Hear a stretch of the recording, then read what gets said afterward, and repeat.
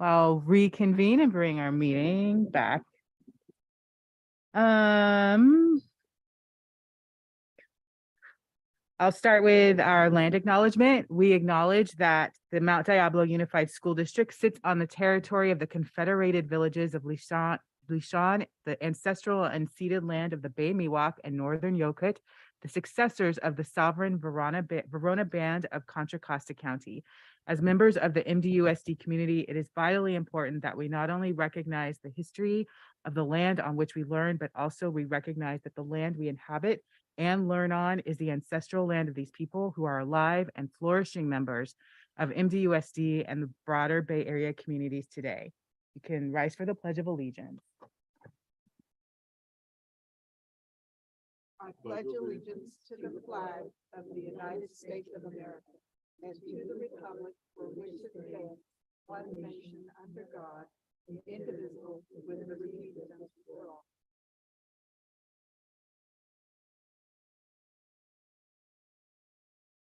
Six point two, review and potential approval of minutes.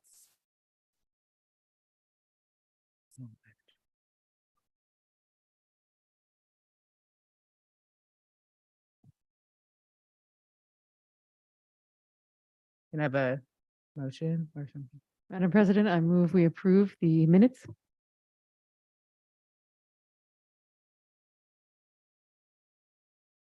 Yeah, I have a second. I'll second that. Trustee Nava Flores. Yes.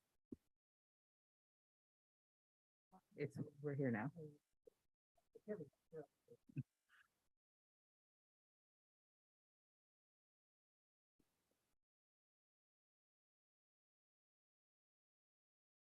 That passes unanimously. 6.3, reviews and potential approval of agenda. Any changes?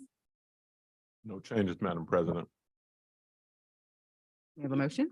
I'll make a motion that we approve the agenda as presented. Second. Trustee Nava Flores. Yes.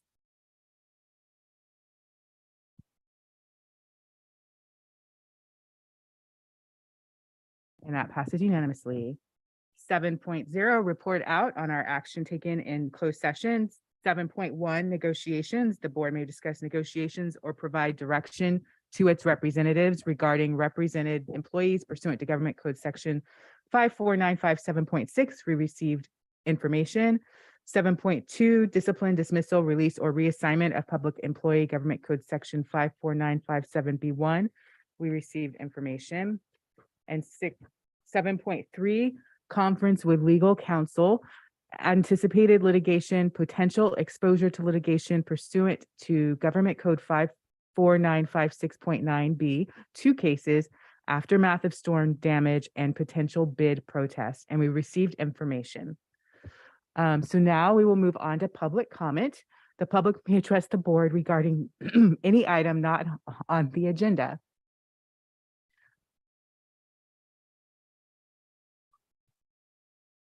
Or did I do it?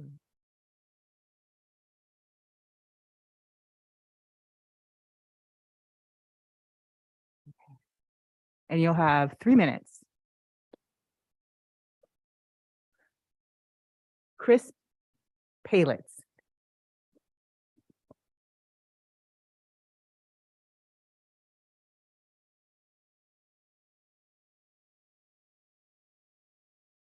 Hello, my name is Chris Palitz. My son attends Strandwood Elementary School, and I just found out that my child's principal at Strandwood Elementary, Dr. Sherry Scripter, has been fired for no known reason to me or anyone in the community, including Dr. Scripter. Why has there been no transparency in the decision-making process thus far? And what is the plan to replace her? I think the community has a vote and a voice and should be included in the decisions affecting our children. She's been instrumental in my son's experience in transferring from Strandwood from Gregory Gardens, where the children were engaged in physical fights. She has created a caring and fair environment for our school and community and is greatly loved and appreciated. And I ask the school board to reconsider her reassignment. Thank you. Thank you. Cora Mitchell.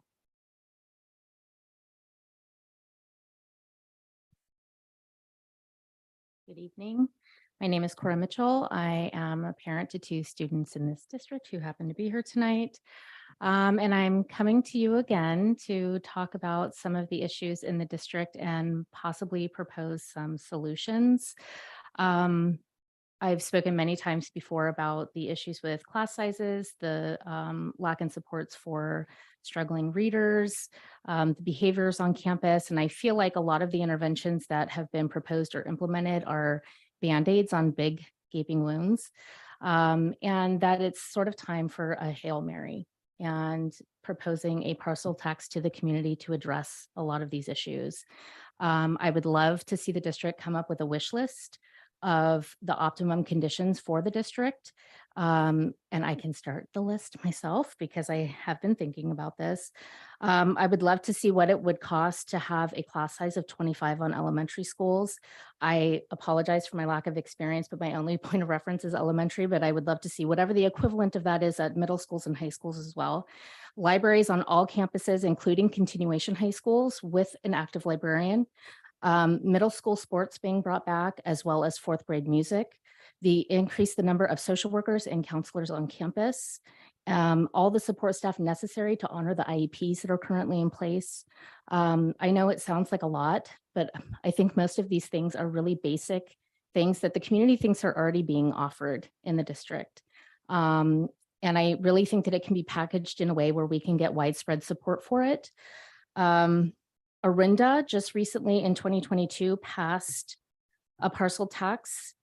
And I appreciate some of the caveats that they put in there. They did require that there were senior exemptions, that there was an independent oversight committee, that no funds were for administrator salaries, and that all funds were locally controlled.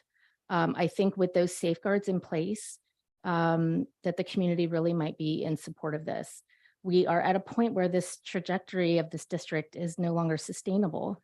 And I don't think that we are very far from the point from a crisis if we're not already there. We are hemorrhaging students every year, and that number is going to continue to increase. The level of frustration has reached a boiling point on campuses. And I really want to see us do something as a community to at least try to say that we're really trying to get to the root of the problem, not just put a Band-Aid on it. Thank you. Thank you. Nicole Steinert.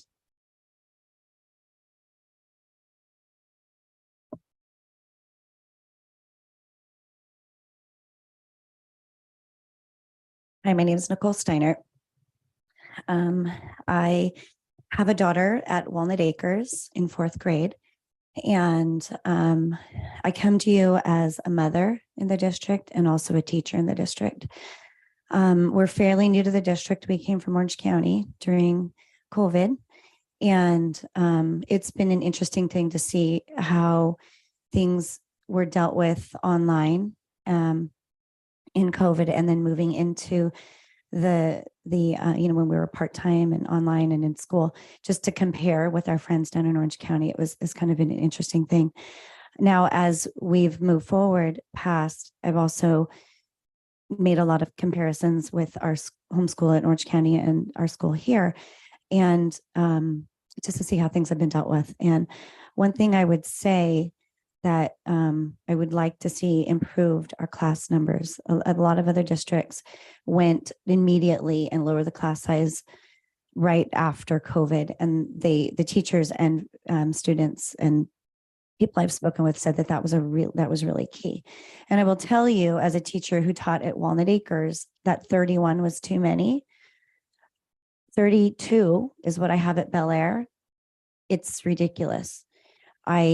It's incredibly difficult to pull small groups because my students are so low that they cannot work independently. It's really difficult. They struggle with reading, they struggle with writing, they struggle with math. Every day we're hitting hard all the things that we're supposed to do. And instead of the district coming to us and saying, let us help you, they're saying, no, Mrs. Steiner, what more can you do? Why are your numbers so low? Well, I'm working at a Title I school. I'm supposed to have 24-1, and I have 32-1. It's very difficult. I spend much of my time just wrangling students. And I have incredibly good, strong classroom management skills, yet I spend a lot of my time dealing with the economic issues that come along with Title I and these social emotional issues. And I feel like a lot of my time is spent dealing with that. I miss teaching. I want lower class sizes. My daughter at Walnut Acres also wants lower class sizes so that her needs can be met. Thank you. Thank you.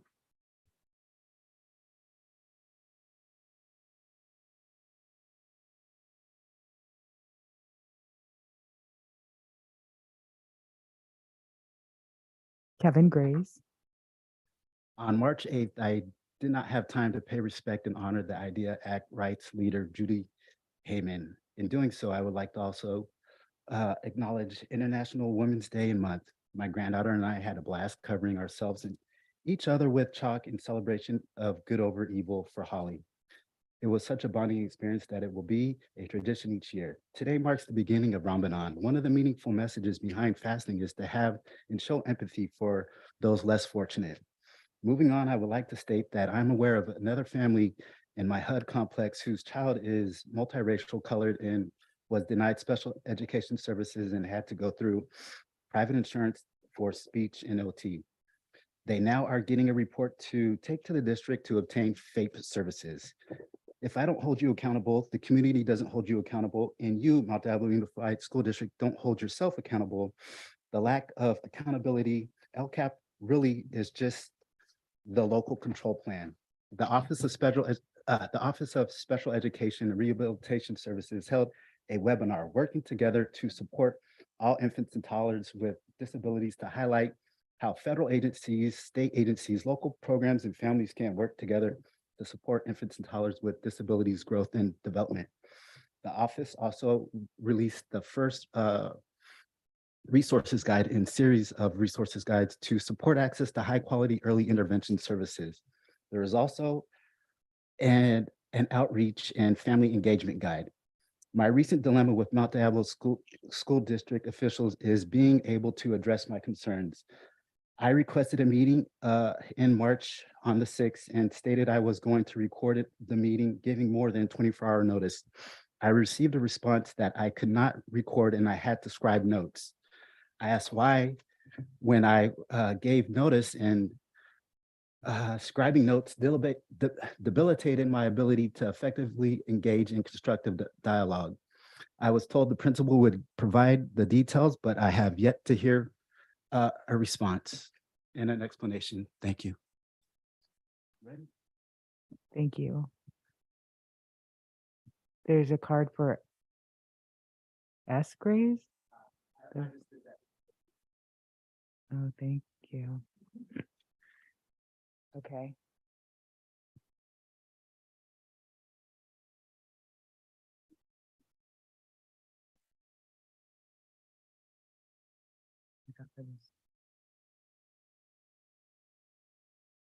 Is this for okay. Communications 9.0, district organizations at regular board meetings. A single spokesperson of each recognized district organization may make a brief presentation. Items are limited to those which are informational, and Libby McDonough.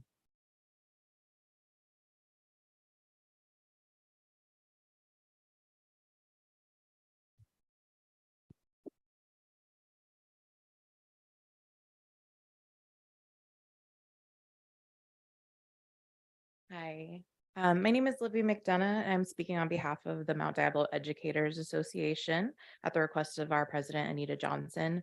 I currently represent Alternative Sites on the Medea Executive Board, and I'm co-chair of the Human Rights and Equity Committee. I also represented our district as the 2021-22 Teacher of the Year. I believe my dedication to social justice and culturally relevant curriculum helped me to achieve that title. Medea leadership and Medea members are eager to work with the district to continue to fight white supremacy culture and racial disparities that have occurred across our district. Many of us educators have taken active roles in educating ourselves about bias and injustice in order to better serve all our students. I was fortunate enough to attend the CTA Human Rights and Equity Conference this past weekend, which gave me great information and tools that I'll share with members of Medea Equity Team to take back to their sites as well. Every month, we share presentations as an aspect of equity at our Medea meetings, giving resources and information to teachers to distribute to their sites to be able to implement lessons with their students that highlight various cultural groups and promote equity and caring. We've had a Medea Equity Book Club where we've read titles such as White Fragility, Stamped, Cast, and many articles and videos that allow teachers that might only have even a brief amount of time to be able to get some support in learning about equity. This work Medea has been doing and will continue to do to make our schools a better place for each and every student. We'll continue to fight for equity in education until outcomes cannot be predicted by skin color, socioeconomic status, first language, or housing security. My hope is that district leadership is eager to join, or just as eager to join in this important endeavor with us. I previously brought attention to the board and Dr. Clark to no or inadequate response. As an educator at one of our continuation high schools, I get to see and hear firsthand the issues that prevent success at our for specific students in our district. Continuation schools have become sites where our students end up when they've been pushed out of the traditional education system. And I say pushed out because it's not many students' choice to attend a continuation high school. They're counseled into these schools when it becomes apparent that continuing at their home site will not allow them to graduate. Sorry, I lost my spot. It's easy to place blame on individual students for ending up in alt ed, but it's clearly indicative of a larger systemic problem. Our continuation schools are disproportionately students of color, emerging bilingual students, free and reduced lunch eligible students, and homeless and foster youth. We're clearly failing these students at a higher rate than our white students. This is a system issue. We teachers can fight all we want for equity in our classrooms, but in a poison system, it'll do no good. I bring up my site to also say the issues I brought up to the board and Dr. Clark previously was in regards to the treatment of our students by administration within the district. Our students are constantly treated as if they don't belong on their own campus. They're policed as to where they can go and blamed for any issue that occurs on campus. For context, we're on Pleasant Hill Middle School campus. Our students are labeled as trouble, and they're used as examples for what middle schoolers should aspire not to be. The administrator makes sure our students feel unwanted on their campus. For students who've already been pushed out of one high school, I guarantee this is not a good feeling and it's not repairing their fractured relationship with education. As a reminder, our student body is predominantly students of color. So what the middle school students see is what our students see, and what our students see is a leader in their administrator modeling behavior that says it's okay to blame and vilify students of color because they're inherently bad. Perhaps this is why the middle school has so many instances of racist behavior. I can't count how many times middle school students have walked by our classrooms and used racial or homophobic slurs. My own students, the bad kids, were shocked by what they heard middle school kids say. Middle school students have also felt empowered to create messes in our students' bathroom, knowing that our students would be the ones taking the blame. This is learned behavior. When they see our students treated this way by those in charge, they're emboldened to do the same. Unfortunately, this is not something new for our students. I, like many teachers, look to build meaningful relationships with my students. In my setting, that includes discussing their thoughts on their homeschools. I'm no longer shocked to hear their experiences in comprehensive schools were terrible. For the students of color, each has a story of racism. The culture that has been allowed to spread in the district is one that treats our students of color as if they're disposable, or in other words, banished to continuation schools. We have also recently had an influx of transgender students, many of whom did not feel safe at their home site. School culture begins at the top. The work we do as teachers can help students feel safe in our room, but it's up to those in charge to extend that safety outside the classrooms. Teachers alone can't ensure a safe and inclusive school. These are the issues that I had previously presented to the board and Dr. Clark at the beginning of the school year, and I have yet to hear an adequate response. I'm not going to sit here and say the system is broken because, in all honesty, the system is working the exact way it was intended to. Schools were not created to allow students of color to flourish. We need to change that. It's not possible to create a better system without those in power helping. So I implore the board, Dr. Clark, and all other district officials to work with us to fix these problems. Medea is more than eager to begin conversations that lead to meaningful actions to correct the injustices inherent in our education system. Thank you. Thank you.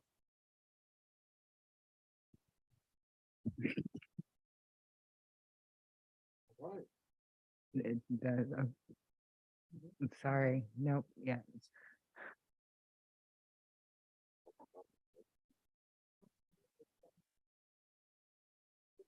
Dorothy, what did you want to speak on? Which number? Oh, okay, Dorothy Weisenberger.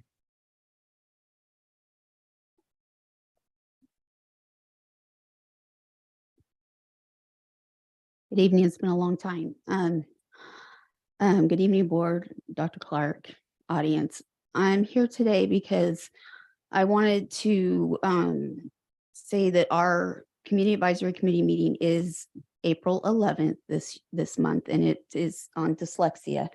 Also, I wanted to ask that we have put it on the website that it is hybrid, not video, because we are in person and we are also offering Zoom for people to watch. And our attendance has been down because it's on your Friday letter, it's saying video.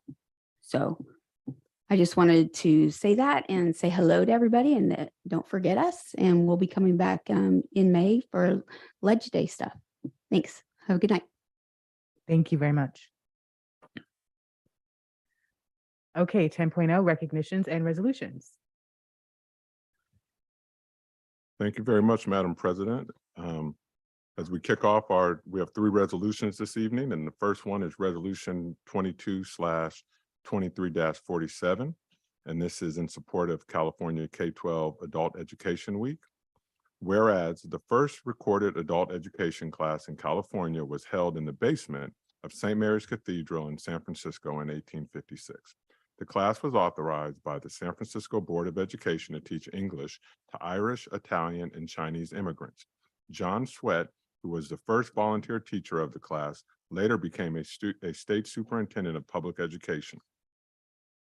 And now therefore be it resolved that the Board of Trustees of the Mount Diablo Unified School District strongly urges the Governor of California, Gavin Newsom, and the California legislator to recognize the important role of K-12 adult education in addressing the needs of our communities in the short and long term, and to increase access to programs and services for the most in need and not yet reached members of our great state. Madam President, this resolution is now in the hands of the board, and I do have someone who would like to speak on this topic. I don't know if you want to have board discussion first, if we want to hear from our speaker. We can hear from our speaker. All right, can we have Victoria Abbott please come on up? I think she may have brought some guests with her. I did. Yeah, Thank you good. very much, Dr. Clark. Thank you to our board president and our board of trustees and our student representative. Thank you, and our district staff, and to the community. I think also I want to say kudos to Dr. Clark for taking a very long resolution and finding the elements that were most important. So thank you very much. We have this recognition week every year. It's a wonderful opportunity for us. We like to celebrate it and the good work that is done by adult education across the state of California. I think our board members, you are well versed now in how we operate over at the Loma Vista Adult Center, the Pleasant Hill Education Center, and at many of our district sites supporting families. I always like to remind ourselves and those that we work with that we serve the families of Mount Diablo Unified School District, who then in turn are supporting the students in our K-12 side of the house. So this is a wonderful week for us. We did bring some guests today, and I would like to just take a moment to say a couple of things. I will introduce them, but I also provided you a catalog. We do have a quarterly catalog. Everything, of course, is on our website, and this literally is hot off the press. They just delivered it before we came. And there are some additional for members of the audience here, as well as in the foyer. And we always have some available here. So we have, like everyone else, come through COVID. We are reinventing or reimagining how we operate. It's been an exciting journey, lots of ups and downs, but we are coming back fully and strong. One thing that's, I think, really helpful to understand about adult education is our numbers grow. We have an inverse relationship with what's happening in the economy. So when the economy is not strong, our numbers really grow. People take time to relearn, improve, find a new skill, etc. So we are really burgeoning. We have waiting lists. We are serving as many as we can and working with our K-12 sister schools. There are 7 in Contra Costa County. So thank you for the board support, Dr. Clark. All of you have been tremendously supportive with our board requests and our memorandums of understanding and our partnerships. We are very focused on building, continuing to build partnerships in the community. So speaking to that, we have some students. I will introduce staff first, but I do want to point out some students. We have two groups of students. We have some EMT students, and the reason I bring this up first, we have a new partnership with our Workforce Development Board of Contra Costa County.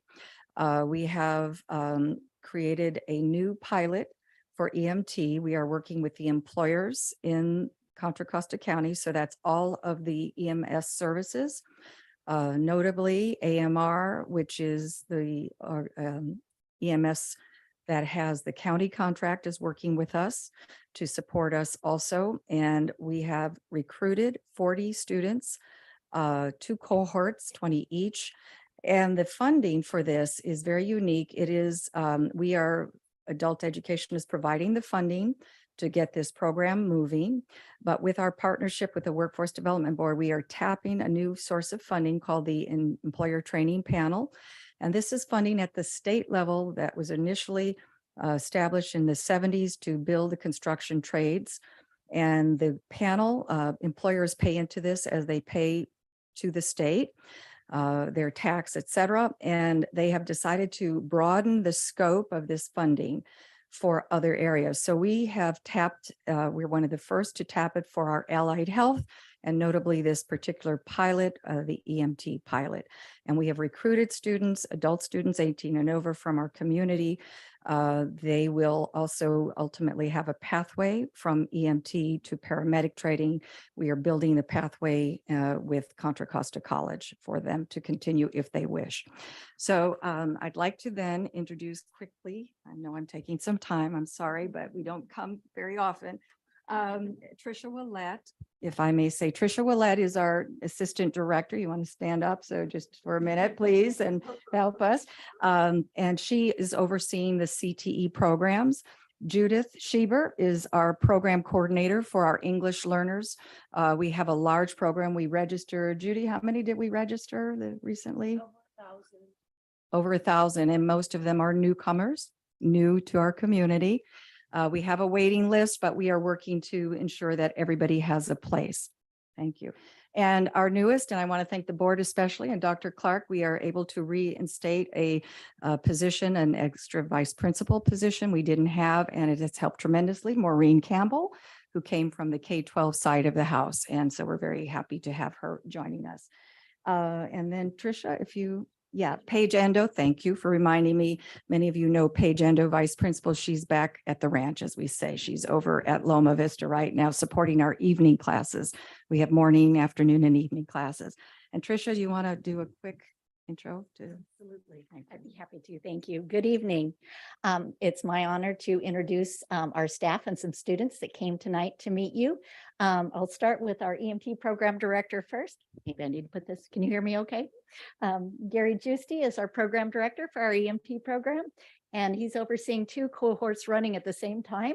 As Vittoria said, he works full-time as a fire captain at Sonoma. So he's a really committed individual to help this program and does an excellent job. And so could I have the EMT students stand up and just introduce yourselves? Just say your name.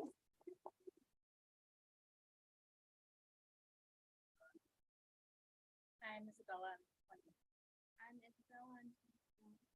I'm Mike. I'm 37. Thank you very much. I'm really hoping that's not my phone you're hearing. If it is, I'm sorry. Now, I'd also like to introduce our wonderful dental instructor, Stephanie Marquez, if you'd stand up. I don't think we have another dental instructor who's going to be here tonight, but she wasn't feeling well, so I think she didn't make it. If I could have our wonderful dental students stand up and please introduce yourselves.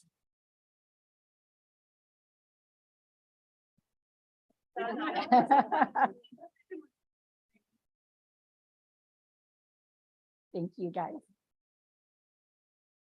So we'd like to thank them for being here tonight and helping us celebrate this week. Tomorrow, we will have 150 high school juniors descending upon our campus. We are very excited about that. We've been working with Heather Fontanella and Aaron Larkin, who are wonderful to work with. And they will be coming to our campus and visiting our programs. And so they will be going to the CNA program and learning about how to be a CNA and seeing the equipment that they use and learning some of the responsibilities that a certified nursing assistant has. Then they'll be going over to the dental program and seeing the equipment, our chairside operatives, I think is what Stephanie calls them, doing molds. Everybody last year, this is the second annual one. And so everybody left with little cups of mold stuff yesterday, and it was a big hit. And then they'll go over to our MA program, our medical assistant program, get to do simulated injections, do blood pressure. They'll go into our surgical tech program and visit the mock OR and see all the instruments that are used there. And then they'll go out to our EMT program. Eagle Ambulance will be on our campus with their ambulance. They're bringing an ambulance so that the students can see the ambulance and all of the equipment. So in all of these classrooms, the students will get to use the equipment, see how it's used, meet the instructors, but most importantly, they will get to talk to our students who are in the programs that can tell them, answer any questions they have about the classes, what they're learning, how they like it. Last year when they left, Heather told us that everybody was very excited. And so we're very happy to have them here tomorrow. And then on May 3rd, we will be having a regional career technical education fair. It will be at Martinez Adult School, but all of our programs will be represented there and letting a bigger region know about our program. So thank you again for all your support. Two notes, Stephanie Marquez and the instructor, Katie Gerard, who could not be here, are former students and now are with us teaching. So this is a very common experience for us and we love it. So thank you very much to the board. We greatly appreciate your support. And thank you, Dr. Clark and staff. Thank you very much. I would Yeah, make a motion that we approve the resolution to recognize California Adult Education Week, March 20th through March 24th, 2023. Second. Thank you. Trustee Nava Flores. Yes.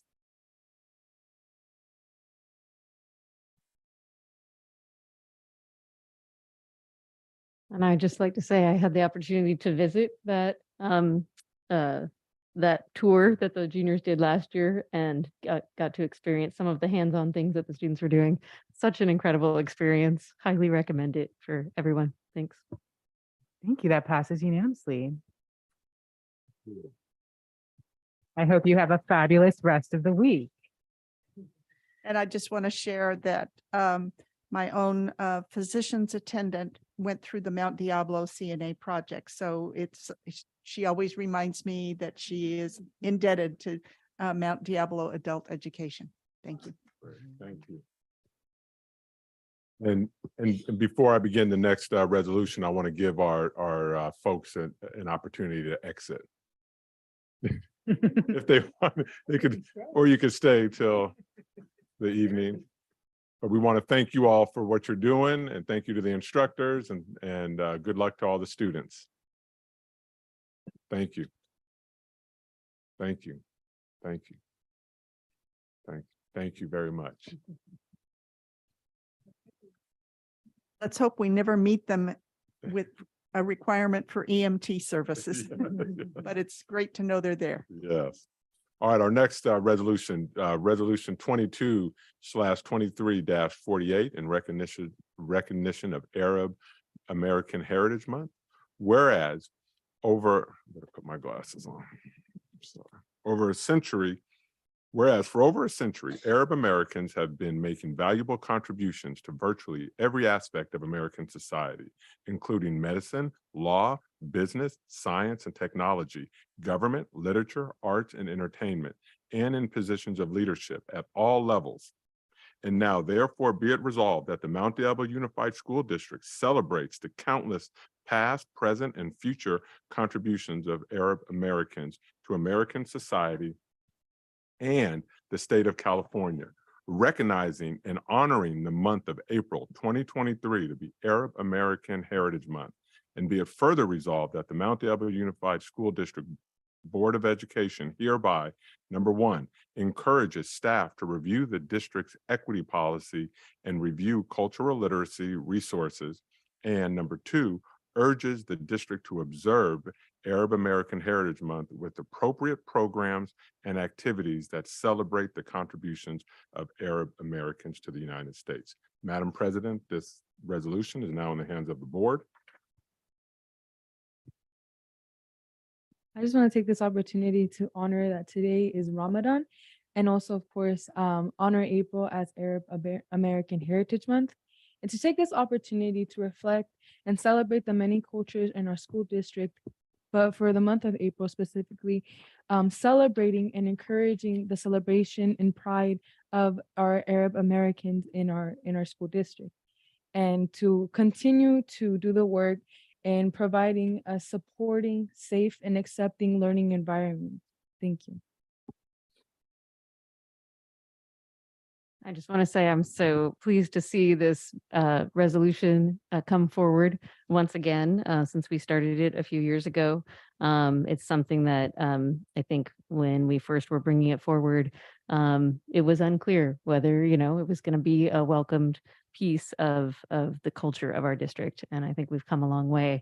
It's wonderful to see our each of our school sites really embracing this. Celebrating things like Nowruz, the Persian New Year. I'm seeing examples of that out at our school sites, recognizing that there are students who celebrate Ramadan and being able to accommodate what that means for them in the school day. And then I also just want to mention in the resolution itself, there is a, sorry, I thought I had it up here. At the very end, the encourages staff to review the district's equity policy and review cultural literacy resources. When we first brought this forward, there was a link on the cultural literacy resources, which I think dropped off the page there. But I know that our counselors and our school sites do provide access to many of the cultural literacy resources that we have shared. For example, one of the really great resources out there is the ing.org that has free lesson plans. They'll have speakers come and speak in classrooms about world religions, multicultural, how to counter racism and Islamophobia. It's really an incredible resource. And then we have local community organizations such as the Noor Islamic Center and Jewish and Family Community Services, and the refugee and immigrant transitions. So it's wonderful to know that there are so many resources we can all tap into to celebrate all of our families. So with that, I would like to move to adopt Resolution 2223 in recognition of Arab American Heritage Month. Second. Trustee Nava Flores. Yes.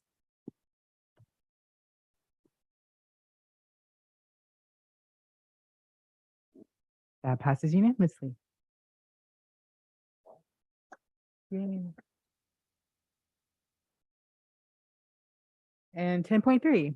Yes, I'm going to have Dr. Gonzalez come up and present this very exciting resolution. So Dr. Gonzalez. Thank you. And I'm going to be joined in just a second by the brain trust behind this activity. This is a resolution that it's going to help us refinance some of our bonds, which means although there's no savings to the district and it does take us some time to, I'm going to come up and get this one right, and take us some time to really work on this over the course of the next couple months. It's an opportunity to save our taxpayers millions of dollars. And whenever we get that opportunity, we like to make sure that we avail ourselves of that. So I'm going to introduce Greg Isom. He is here today. He is a managing principal from Isom Advisors.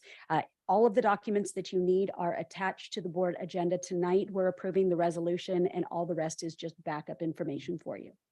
There you go. Perfect. Thank you. Good evening, school board, administration, Greg Isom with Isom Advisors. Excited to be here to talk to you about another opportunity to save taxpayers money, similar to, I believe it was maybe 2 years ago, where we saved the taxpayers of, I want to say it was almost $45 million. While that number is much cooler than the one I'm presenting tonight, there's still a significant amount of savings here. So what we're looking to refinance was the bonds that the district sold in 2003. So in 2002, the district passed a bond, sold bonds over time. And actually in 2013, these bonds that we're talking about were refinanced as well to save taxpayers money. And so just through the passage of time and because of the way that rates work with school bonds, you actually have the opportunity to save taxpayers money to the tune of about $4.6 million right now. These numbers are from last week. Since last week, actually rates have gone down even more because even though you've been hearing in the news, you know, the banks and all this crazy stuff. And so what typically happens when there's drama in the economy, while everyone's 401k sometimes get affected, it's actually really good for school districts looking to either sell bonds or refinance some old bond debt. So on this third bullet point, you can see what the net present value savings are. That's kind of like a metric that goes to school boards to say, hey, does it financially make sense for us to refinance bonds? And so the industry rule of thumb is 3% net present value savings. Right now, we're looking about 9.5%. So it passes that financial test. So if you look here on page 4, this shows you where the old rates were, which are about 4 and 5%, and where the new rates are, which are going to be in between 2.5% and 2.75%. And that's what generates the taxpayer savings. Right here on the next page shows what the existing debt service is to what the new debt service is. So you can see there's only, it goes to 2031. So there's only 8 years left on this bond right now. And you can see the bulk of the savings are on those last 2 years. But as I said, when you put it all together, it'll generate right around that 4.6 million. So here's the timeline when it comes to refinancing the bonds. You know, the most important steps come into the school board and having you guys approve the resolution, because that kind of allows the rest of the financing team to complete the process, which is, you know, we have to get the bonds rated again through the rating agencies. And then once we kind of receive that rating, it's going to take about 2 to 3 weeks. We can distribute the preliminary official statement, which is one of the documents that you guys can see, which is the prospectus that goes to investors when they determine if they want to purchase bonds, which everyone right now does want to purchase bonds because it's a super safe, you know, investment. And then we're looking to price the bonds, you know, probably beginning of April right now, and then close the transaction 2 weeks later. That's my presentation. I can answer any questions you guys may have. Through the chair. So if I'm listening at home and you're talking about you're going to save me as a taxpayer, what does that look like for the taxpayer sitting at home? So for the average taxpayer, it's really not a lot of money. You know, I sometimes equate it to it's if you took the whole community and you put a gigantic bowl in the middle of downtown and everyone throws a quarter in, right? A quarter is not a lot, but when you add up all the quarters, that's how you get to $4.6 million. So for a very large taxpayer, you know, a couple $100. For the average homeowner, it's not going to be, you're not going to be calling, people aren't going to call you to say, thank you so much for lowering my taxes by 25 cents. But, you know, it helps out, you know, it's good PR. Anytime a school board can save the community money, that's a good thing. It actually helps in regards to your bond rating, because the less debt that you have is the credit plus. So that's generally the reason why districts do this.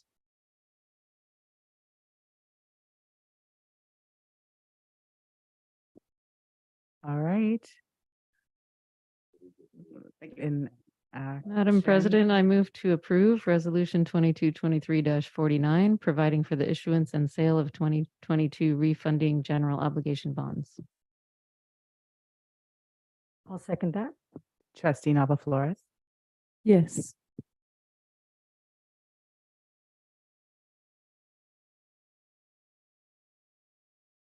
And everyone agrees. That passes 5-0. Thank you very much. 11.0, public employee appointments. Yes, we're very excited tonight. We have 2 employees that we are bringing forward for potential appointment and potential approval. And Ryan Sheehy is going to take both of these items. Thank you. The Human Resources Department is bringing forward the board's review and potential approval the appointment of Adelita Martinez as the vice principal of Oak Grove Middle School. Adelita was born and raised in Oakland. She began her education career as a teacher in Oakland Unified School District and has been working in education for 26 years, with the last 17 years being in administrative positions, including her current position as coordinator of professional development. Adelita is an advocate for social justice, equity, and changing the narrative of our students of color. She is a proud mother of 2 girls, and her family is everything to her. With that, I leave this appointment in the hands of the board. Thank you. Madam President, I would move the board approve the appointment of Adelita Martinez as a vice principal to be assigned to Oak Grove Middle School. I'll second that. Trustee Nava Flores. Yes.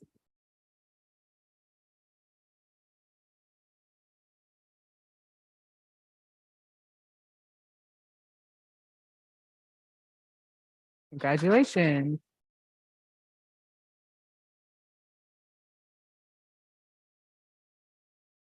Emotional there. Aw. Wow. Today, my educational career has come full circle. I was kind of reflecting on what I would say, and I realized that I started out teaching 6th grade in East Oakland, where I was born and raised. And I wanted students who were a lot like me, Chicana, Latina, Native American, English learner, and Title I, to realize that those terms don't define them and that they will and can become whatever they want. And so I wanted to be that role model for them. And now I find myself, actually 28 years later, I did the math after I spoke to HR, but really needing and wanting to be again at the forefront with students. And I'm looking for that change, and I'm excited about that change. And specifically, again, students that are a lot like me. And so I thank you for the opportunity, and I'm totally honored to become part of the Oak Grove community. Thank you. Thank you and welcome.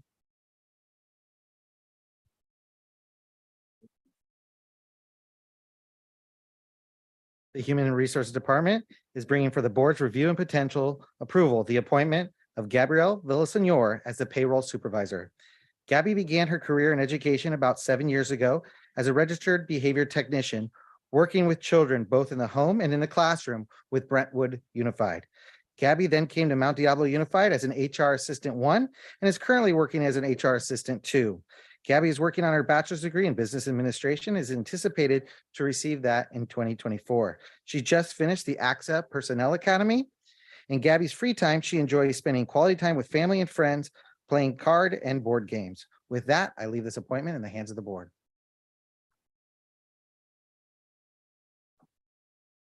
Madam President, I'll move that the board approve Gabrielle Villasenor to the position of payroll supervisor. Second. Trustee Nava Flores. Yes.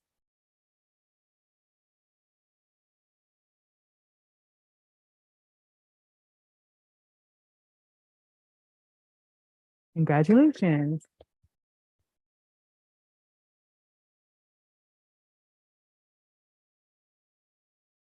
So I just wanted to say thank you. Thank you to Dr. Clark and the board for your guys' support.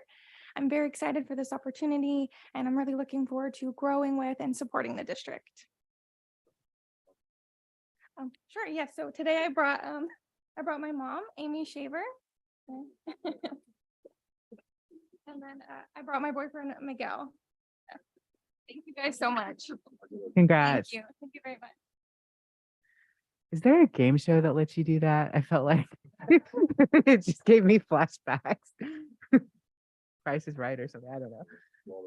Right. Oh yeah. You can, if you want, if today, if you'd like to leave, we won't be hurt. 12.0 reports information. 12.1 report on the Family Purpose Corporation and Mount Diablo Unified. Yeah, and I'll take a minute just to introduce this. Is that you know, I don't know if you remember, I don't know, it was some time back, but we were getting ready. We had to make some reductions, and we were looking at reducing some of our services over at Diablo Day.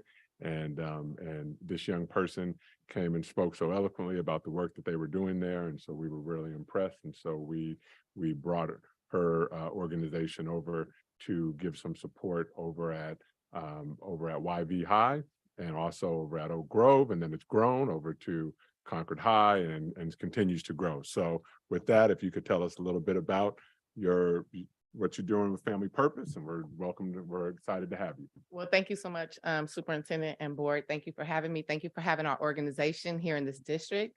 We are really excited about the work that we have done in such a short period of time. I mean, doing this work definitely takes time, and especially to get the data, but per the data for YV as well as for Oak Grove, the numbers have, we were, I think, like close to being the worst last year when it came to suspensions and referrals and things like that. And this year their numbers have really increased. We're close to being the best. And so we're in those schools 5 days a week. And so what that shows is being there every day, what that does, because you're able to be there in the moment and never miss nothing, right? Because what we do a lot of is mediations and restorative justice practices and things like that. And so I mean, I'm going to go through the presentation, but there you have, just thought about it last minute. Like, I just wanted to give you guys letters from students. So those are some letters. Each of you have a different letter, so they're not the same. A letter that a student wrote either from a middle school or from a high school about what Family Purpose, Successful Purpose is the program, has been for them. And then also what you have is a STOP application. And so this new framework, and so this is what I really love about what we do and what we've been able to do with the contract here is we are providing a wraparound. And so we're not the cookie cutter program, right? So we are doing the parents, we are doing teachers, and we are able to do the students. And so now this new framework, so I do teacher training. So I just left from doing the teacher training at Concord High today. And so we actually implemented this today. And so all the teachers were able to go through this, and I gave them a scenario, which was the scenario was with the student and the teacher. I mean, the student, yeah, and the teacher.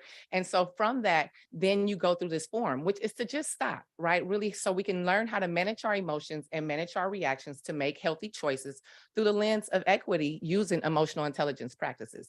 And so, I'm really excited about this new framework because there's so much more that comes with it, a workbook. And yeah, I just let the teachers know next year they'll have a whole resource bag, right? A resource kit that they can go to and just download all type of information and videos that they may need to help themselves to be able to cope throughout the day. Okay, so I'm going to give you a quick update. All right, so of the schools that we're at. So Oak Grove, Oak Grove. So we have 43 students on our caseload. 391 interactions. And so this is just so far, I believe that this was the beginning of February is this the data. And then 13 mediations so far, all of them were successful. And I don't know what that last part, I think that's the parent interactions. Okay. And then 67 there. And then, so for YV, we have 80 students on our caseload. As you see, a lot more interactions, 1,772. Our room at YV is like the safe place. It's the spot where everybody is at lunchtime. And so, and then also for advisory. So we do advisory because we do a lot of peer tutoring too, right? To be able to help our students catch up and, get caught up with their grades, because what we want to do is to really try to make sure our students are not failing the semesters, right? Even if we get them to pass with a D-, at least we're getting them one step further to being able to be successful. And then mediation 7, circles 15. And then also, so what you see at the bottom, and this is so important and so valuable, you guys, because we have been able to resolve conflicts in between schools. And so that's what that is, right? And so we've been having problems with students from YV versus at Pittsburgh High, and then students at YV, and then at Oak Grove, at Concord High, right? There has been a problem from YV and Concord that was going on since last year. But us being in both of those schools, we were instantly able to resolve that conflict, and by being able to build those relationships, right, with those students. And so I'm really, really excited about. Stop you so we can get the sound. Oh, I'm sorry. We want to be able to see what it says on the bottom. So. Oh, okay. There we go. Okay. Sorry, you guys. Yeah. Right. So there you see there the media. I did it again. Let me put that in. Okay. So there you see it again. So we've had mediations that went from Mount Diablo, Pittsburgh, Concord, and Oak Grove, and all those mediations were successful. So we're really excited about that. And then Concord caseload is smaller. We're only there 3 days a week and we're new. We didn't start at the beginning of the school year like we were able to with the other ones. But again, our numbers are growing. The relationships are being built. We have had 607 interactions. We have had mediations. So I think it's been 3 now up until this date. Principal just let me know today we have another one coming up for tomorrow. And then the mediations amongst schools, like you see, there was 2 for YV. And then, so I also do social media assemblies. And so I've done a social media assembly at Oak Grove, 6th through 8th grade. It was really, really successful. And then what you see there is I always have on Miss Key, which Miss Key is our mascot. And so what she represents is have the students having the keys to unlock their gift. And so you see there the student with a laptop out. After the assembly, I give out five sweatshirts throughout the assembly, but then afterwards I tell the students, whoever has a 4.0, then you can have a Miss Key hoodie. So they was instantly pulling up their Chromebooks to be able to get those Mrs. Key hoodies. And I appreciated that. I even just had my staff member tell me that there's 5 students waiting for a Miss Key hoodie right now at Oak Grove because they showed 4.0. So I'm excited about that. Incentives. Okay, and then so we did the UCAN tour. We were able to take 32 students. 16 students were accepted on the spot. 11 of them were able to receive scholarships. Then we also did the, that's the tour you can see some of the students there, then being on the bus. And then those are their acceptance letters.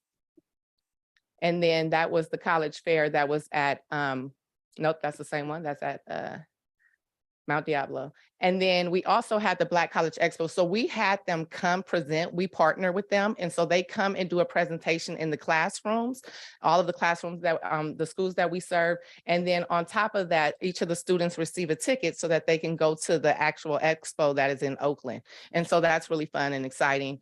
And then they also came to Mount Diablo, see, and then we're at Mount Diablo. And then some of our students also received acceptance letters there. And so that was exciting. And then you can see them in the classroom. That's them presenting in the classrooms there, the people from the expo. And then see, there goes some more of those hoodies at YB. The students love to receive those. They had 4.0s. Oh, and a raffle. So we also do a raffle where students can come and get a raffle ticket if you have 2 weeks of no tardies, right? Again, we do a lot of different incentives to try to get our students to have no tardies, no referrals, no send outs and things like that. Then we also did the Berkeley, what is it? Oh, the scholarship. So this was a scholarship. We had 25 students were able to apply for this scholarship, which was really, really exciting. We haven't heard back yet to see how many were accepted to that. And then this is what I was talking to you about that form right there. That is the stop poster. Each one of our teachers have this poster inside their classroom. And so that's really exciting so that way they're always able to refer back to this. And then, like I said, next school year, there's so much more material that's coming with that. And then we do our gig meetings during advisory, which is Greatness Inspiring Greatness, really great. Like I said, that's where they do peer tutoring. They just a lot of circles and talking about things that are going on in the community. And that's it. Any questions? Thank you, guys. My colleagues will be not shocked to hear that we go way back through killer mitigation. And so I'm glad to see your program growing this direction. Thank you. Thank you. I Glad to see you here, appreciate Monique. that. Thank you so much.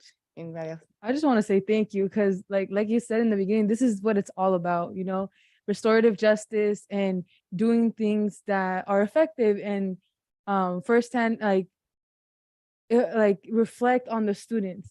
And as a student, I in the community, I really want to thank you for all that you do and really getting your students engaged and doing good in school, but even at that, expanding onto that.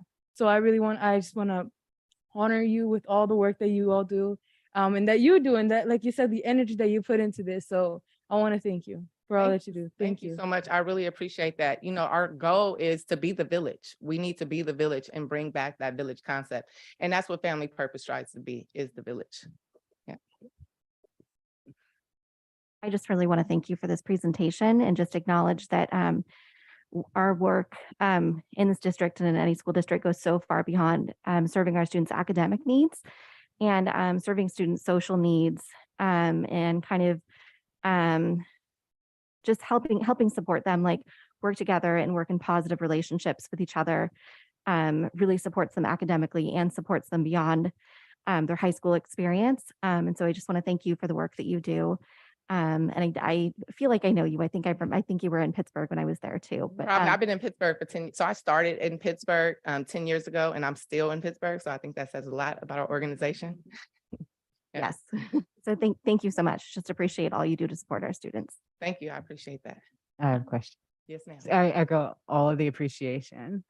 Can you tell us more about what a successful mediation looks like?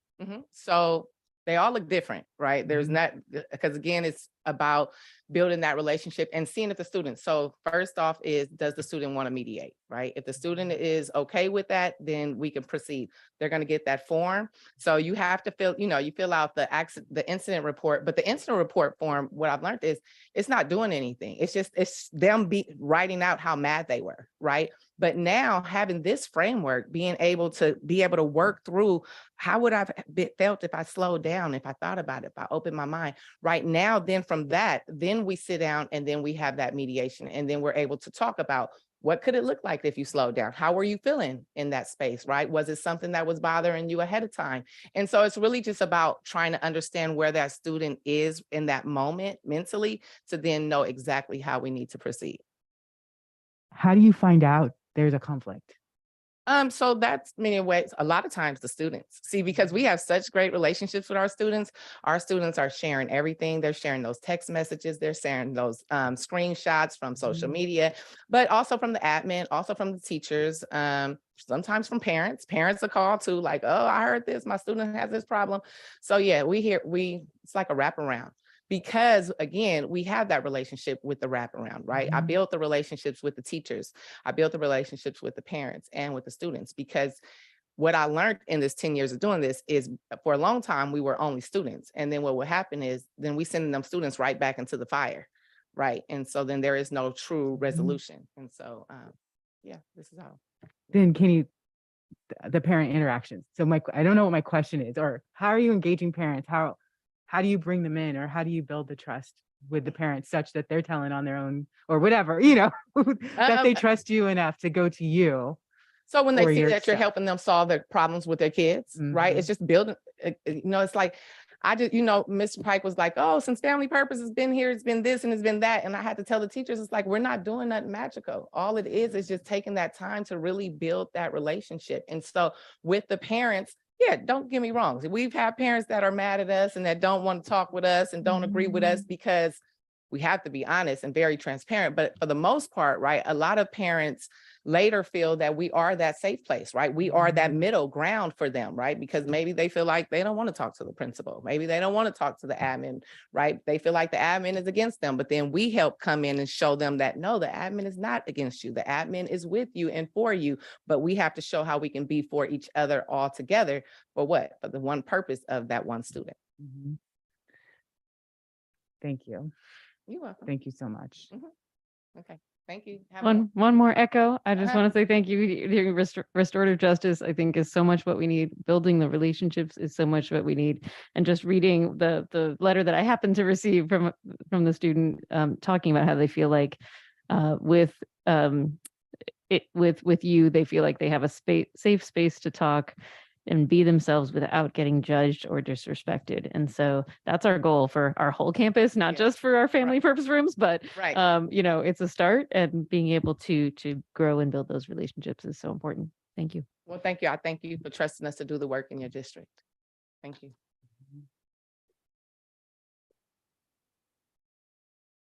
12.2 review of MDUSD's data and assessment updates. So we have Dr. Chenoweth, who is going to share again how we are looking at data, how we're collecting it, how we're collating it and sharing it out so that we can impact learning and monitor our learning. So hopefully he gets the same response as Family Purpose just got, but I know as we're talking about data, it might not quite be as exciting, but I'm really excited about the work that's taken place in our data department. So thanks, Dr. Clark. That's a tough one to follow too. I was really enjoying that. And you can do it. We have faith. Good evening, board, Dr. Clark, MDOSD community. So I'm here for just a quick presentation on our current work in our district around our use of data and assessments. So this work that we have with our data and assessment is embedded in 3 of our LCAP goals. Insofar as the attainment of these goals are highly dependent on our high quality use of our data and assessments. So this heightened emphasis on the high quality use of data and assessment was reflected in the SIR report by CCEE. And of those weaknesses, 2 of them highlighted this, and they were inconsistent use of understanding of data and assessments across the district has led to a variance. Oops, I was doing that same thing. In collaboration using cycles of inquiry, curriculum implementation, and student outcomes, and student achievement data is not regularly discussed at the site level and used with cycles of inquiry shared or acted upon across and within principal or leadership meetings. So these were 2 kind of weaknesses that were highlighted in that SIR report. So our work has kind of concentrated on these weaknesses, and they've become opportunities for us to expand on that. So in speaking about data and assessments, so with data, it can be flexible and powerful. If we utilize data properly, it can kind of link our results to desired outcomes. It can highlight strengths and weaknesses. It can measure progress and performance. It has a lot of capabilities. If we use it properly, it can help evaluate performance, help with our programs, and it can kind of guide our educational reform and our practices. However, with any type of system that we have in operation, if there are any shortcomings in that process, then certain challenges emerge. And some of those challenges are some of the information gathered from analyzing data is not that useful. It's not timely. It can be time consuming. It can be unreliable. It can be not convenient. Folks can be not comfortable with that process. Sometimes those cons seem to outweigh the pros. And overall, sometimes it can just be overwhelming. Like there can be just too much data. And then we kind of don't know what to do with that. Now, however, we know from experience and through research that in using data properly, that it can be a very powerful resource. And that's the point of being able to use it properly. So that's kind of where some of that work has come into play, is really evaluating how we're using that data. So just for clarity purposes, when we're really thinking about data-driven decision-making, or you might have heard the term data-informed decision-making, data utilization, data use, all that. Really, data-driven decision-making is a systematic collection, analysis, examination, and interpretation of data to inform practice and policy. So it kind of helps when we're really thinking about that process of using our data to make informed decisions, to kind of drive our decision-making. We can kind of look at it in this type of framework where we have our data, we end up collecting it. We need to kind of manipulate that data, organize it in a particular way so that we can analyze that data and get information from it, be able to summarize it, and then extract useful information from that. And then we're able to synthesize it, prioritize it. As you can see, that it ends up becoming, does this pointer thing work? Oh, but once it hits the, then we're able to, once we get that useful information and we're able to synthesize it and prioritize it, it can lead to a sound decision. And then through our implementation, we can see what that impact is, and it can provide feedback for us to see where in that in that whole entire process where we might need to make some changes. So in evaluating our district's kind of use of data, I was beginning to look at that very beginning part. I actually made a presentation where then now it just highlights and was all fancy and stuff, but it's just up there. So as you can see in the red square, red rectangle, this was an area that I wanted to look at in kind of evaluating our process for using data, and it was in the collection and organization of our data. We would find at times that we would have all this type of data. We are looking for this types of results. We really want to tie it to these outcomes, and we'd kind of jump those processes. We'd go in, we'd analyze it. We're already making some decisions, that kind of things. And we're finding out that early on in the process, we're not collecting the right data. We're not getting it in that right format. We're missing pieces of it. And like I said, when there are kind of shortcomings within that process, then those challenges kind of emerge in there. So in thinking of our data collection, we have to be kind of diligent and very specific, and it really helps out with then determining what types of analyses we want to take and what type of questions we're really looking at, what kind of problems we're analyzing. So kind of guided by our state indicators, some areas that our data some data that we want to focus in on are, say, for example, academic performance, chronic absenteeism, college and career readiness, English learner progress, graduation rates, suspensions, and these you're very common. It's very commonplace. So you've heard this before. Dr. Clark has mentioned this multiple times and kind of come back to this. And so those are areas that we want to really collect our data, but it's not only looking at that data in terms of your performance. What we want to do is be able to gather particular data that's going to help with our decision making. So within our academic performance, of course, our ELA and math, but within chronic absenteeism, looking at attendance, types of absences, truancies, the criteria for college and career readiness, because there are a lot of components to it, and each of it has an impact on it. English learner progress, and then we can look at our kind of district classification, assessment performance, but even the criteria. And then within graduation is looking at our kind of graduation progress, also our A through G requirements, grades.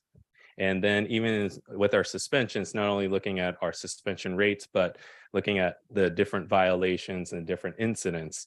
And those types of data then can become very actionable, and we can make, when we analyze, and it's going to really help with our decision making.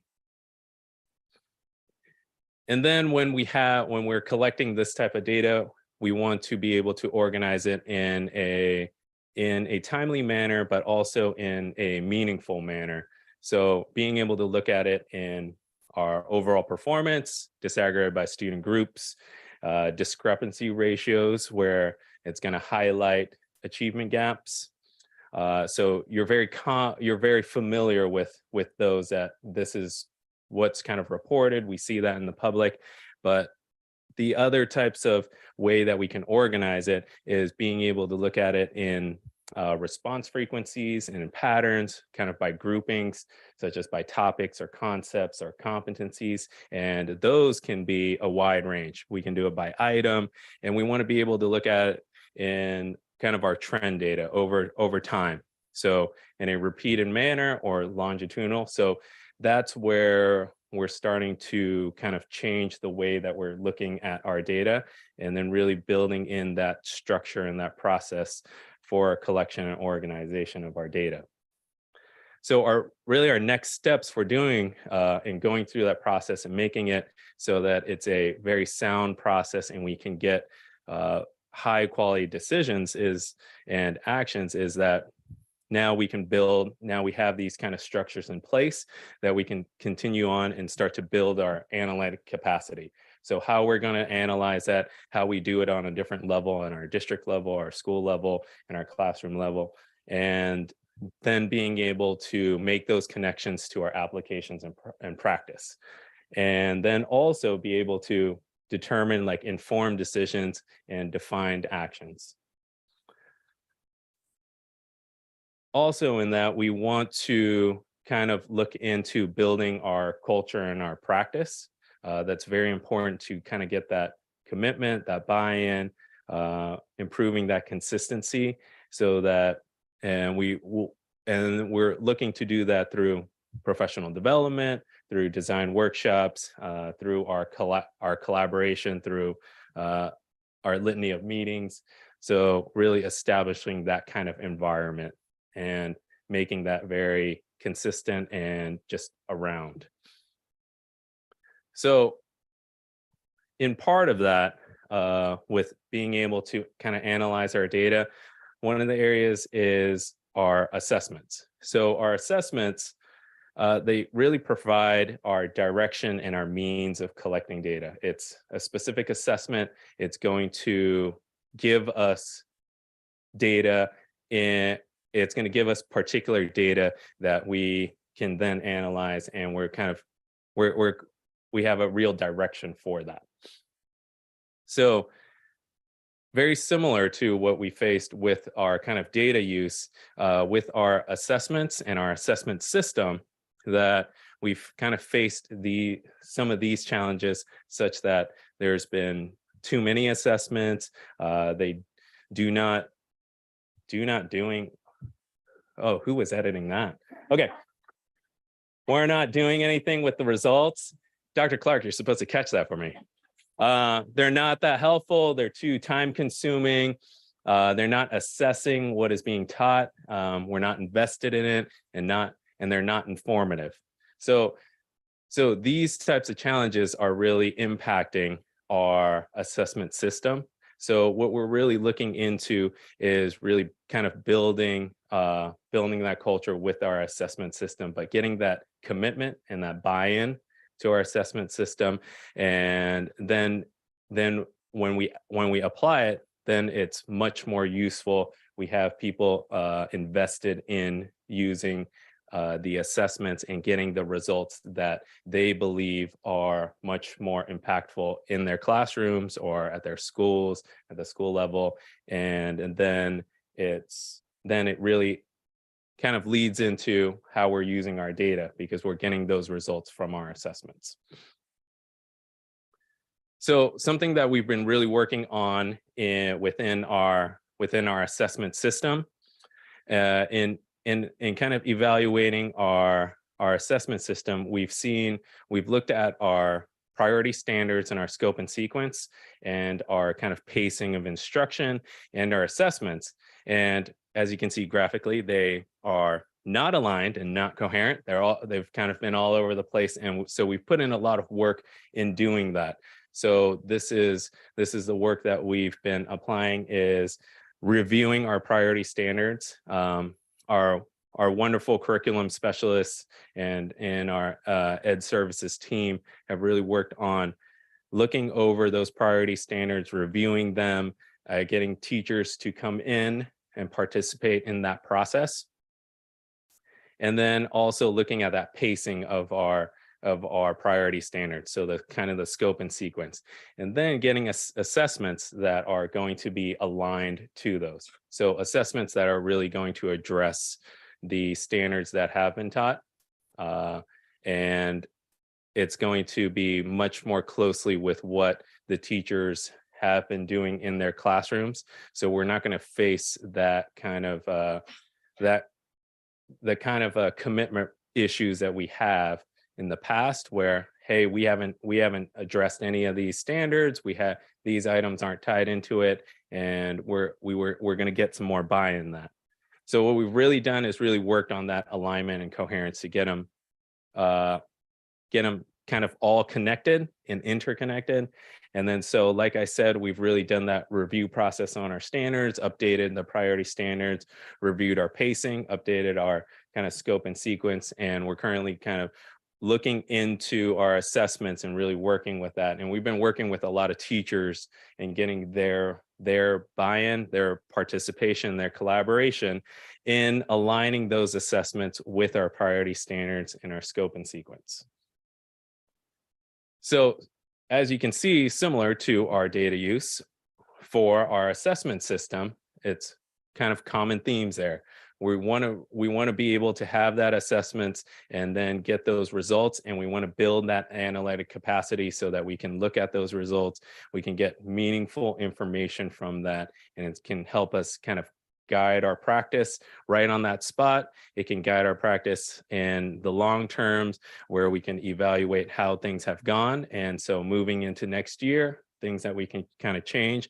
And then also looking across our whole entire district from this site to this site and sharing those practices. So when everything is aligned, then we can look over at this school and this school, and we can see exactly where, say, for example, we can share our kind of share our expertise. We really want to take advantage of our kind of our diversity within our school district. I mean, we have a lot of experts in there, and they have a lot of knowledge, and that's where we really want to do, is be able to bring them together, be able to look at data and trust it, where it's timely, it's effective, it's very consistent, and we don't need to question that. And now we're really just looking at our results and being able to help with our educational practice.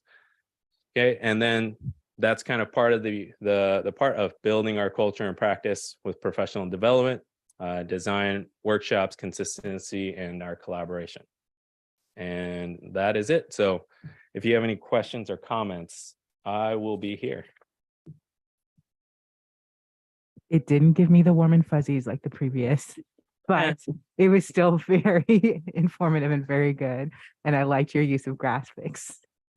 But beyond that, I really appreciate, well, even just the summary of this slide, like those things, making the connections to application and practice, like making it like worth it instead of just doing something for the sake of doing something, so that everyone understands why we're doing this assessment or what it's for and what it connects to. Even like I don't even think it's just everyone at the school site, but families at home, no one understand what this assessment means or why it was done or how it connects to what their student has been learning this year and what it means for moving forward.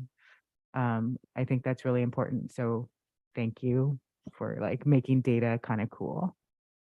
Thanks. I appreciated the humor.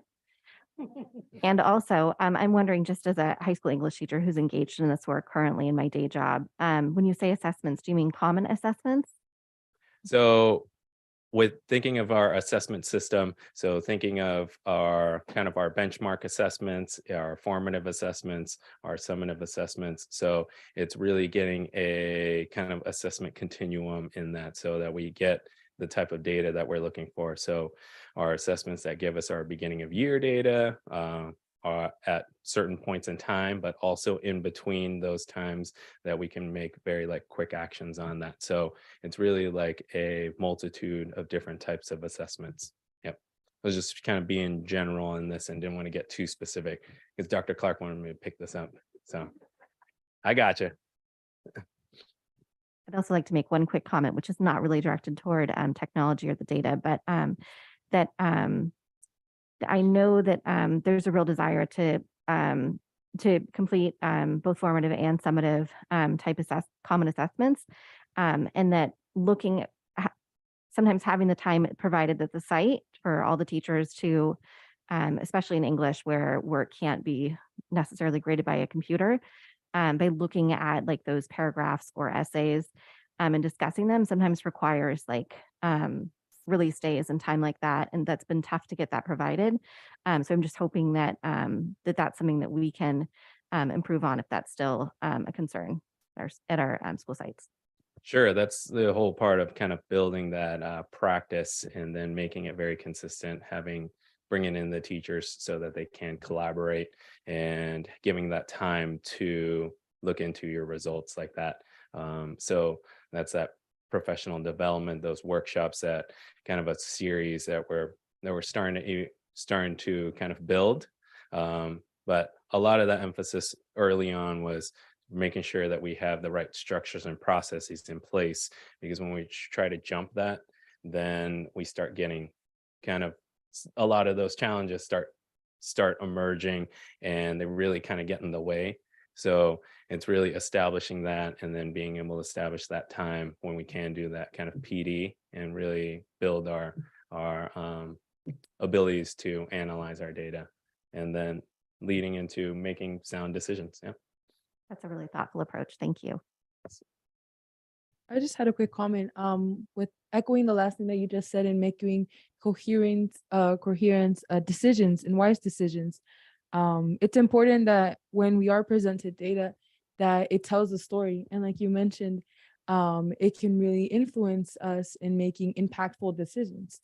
And I just had a quick question. When we talk about our standards and prioritizing standards, are we talking about educational standards like math standards and English standards? That's a good point. It can be a broad range, but in the work that we've done, say for our assessments, these were focused in our ELA and our math and looking at our priority standards that are tied to Common Core state standards. And then those priority standards that are really emphasized in Achieve the Core, which is a real important kind of resource that we have. And kind of the work that we've done with our TNTP and kind of doing this learning acceleration. So that part with the assessments was more focused on our ELA and our math, but just in any of our work, kind of generalized, we do have kind of those standards, and that is something that we want to do as well, because kind of the process is the same for everything. Yep. Any other questions, comments? So could you describe your the work of the committee of teachers? Are they from across the district, or are they primarily at elementary, middle, and high school, or just give us a brief overview? Sure. So we're hitting all levels. And then so say, for example, just this afternoon was bringing in Math 7. So 7th grade math teachers and 6th grade English teachers, and they were working on building like the assessment. So we're kind of on that part where they're finding items that are very tied to those standards. But prior to this, the work that we've done is they've looked at our past kind of mapping of those standards, and then they've kind of collaborated. They talked it over. They picked the ones that they find are priority standards, the ones that can be highlighted and Achieve the Core, but are very important. So they've kind of made that determination because they really are the experts. They've seen that, and then we'll kind of go down a list, and they end up kind of voting, ranking on those standards so that we can have this set of standards starting from the beginning of the year to the end of the year, and then it's paced out properly, and then we can build assessments around that depending on where they are in those years. All of them. So yeah, so we have all of them. So we've been working with our middle school, and then we've been working with our elementary school teachers, and we get as many as we can. So we've been getting a really good turnout and participation and that collaboration. And so we will be continuing this on through the rest of the school year and building it for next school year. I'm very pleased to see these discussions occurring because I believe the alignment and what do I want to say, commitment to the instruction, especially the pacing guides, which will provide assistance, will be very valuable in the long run. I have observed these discussions at school sites, and they are when they're making decisions or discussing how to help a student improve and what resources might be available to students, it's very valuable and insightful. So I'm excited to hear that this is happening so that we have data-driven decisions happening at our school sites. And I'm pleased to hear that there are a variety of teachers from the school sites. I hope they're volunteering and they're not voluntold, because then there will be much more engagement through the process. And years In the past, we've had some objection to pacing guides. So through this engagement, hopefully folks will embrace the pacing guide as just something as a reminder rather than being a task that's not welcome. So thank you very much. Sure. Thank you. Thank you. Just quickly, sorry. I appreciate the idea of collecting the right types of data to be able to get information that we'll use. Like when I look at, the types of data we collect, like chronic absenteeism, if we were to find out that a lot of the truancies had to do with transportation issues, we could address it. If we look at the types of absences and we see that there are a number of students taking advantage of the new state law for mental health days, then that may help us understand what to provide. Yesterday, I was at the Visual and Performing Arts Strategic Planning, and we were looking at what are the offerings of visual and performing arts overall at our high school sites, for example, but being able to disaggregate that by school site, like with heat map type things, to be able to show what, even not just what students are achieving, but what it is that we're offering, and where inequities may lie, I think is really important. The one thing that I would, you don't necessarily have to answer this today, but just to think about as we consider which assessments to use, are we just looking at what assessments we currently have in the district and then just sort of talking amongst ourselves, or are we looking at what best practices are also recommended by state and national experts?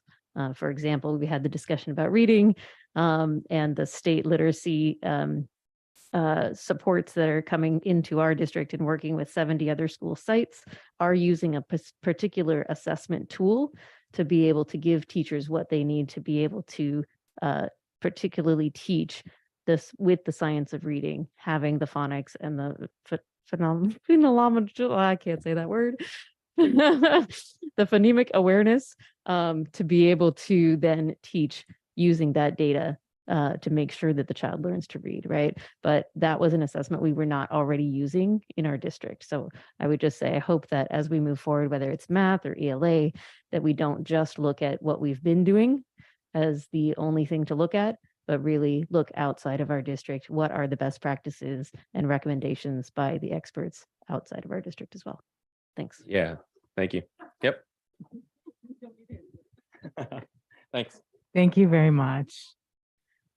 12.3, review and potential approval of the facilities plan update. Ms. Coslow and Mr. Humphrey. Sidford, I'm sorry, Robert.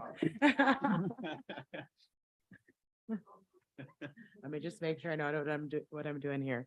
Good evening, Madam President, members of the board, Dr. Clark. Robert and I are here this evening to bring forward a facility plan update regarding our district facilities. So back in January of 2022, our facilities department, our IT department, and Dr. Gonzalez brought forward some facility prioritization using Measure J as well as some other funds. And what we're here tonight to do is sort of just give a very brief update on what we've done since then, and then bring forward the rest of the prioritization and make a slight modification to things that you have seen in the past. So again, back in January of 22, we brought forward different groups of programs, and we did identify that these programs were funding dependent. And then we're going to just sort of like shore that up this evening. So as you guys know, some of the work that we've done recently, both with our ed service side and our facilities and IT side, is we have completed our educational specification and district standards. That's really going to allow us, as we move into comprehensive modernization, to identify our facilities to the learning environment that our students deserve and need. So that's just sort of a check mark. You guys saw that come forward. You approved the district standards not long ago. Educational specifications and district standards. What we're going to see in this presentation is a quick update on our district-wide LED lighting program. So that is in progress, that is board approved, that is in construction. Middle school modernization for kitchen and MU updates, technology infrastructure, district-wide audiovisual upgrades, district-wide HVAC control completion, and a little bit of an update on that, as well as some maintenance replacement of equipment. And then what we're going to see, which is sort of the biggest change to the plan, is bringing forward some elementary modernization. So our district-wide LED lighting program was awarded through a public hearing for consideration under a resolution authorizing an energy service project to Schneider Electric. In May of 22, we brought forward contract amendment number 1 for the design build agreement with Schneider for that work. We are under construction with an anticipated completion date of later this summer. That contract total that was approved by the board was a little over $24 million. Work is going from the facility standpoint very well. The contractor is quite responsive, working both with our facility construction manager, maintenance side.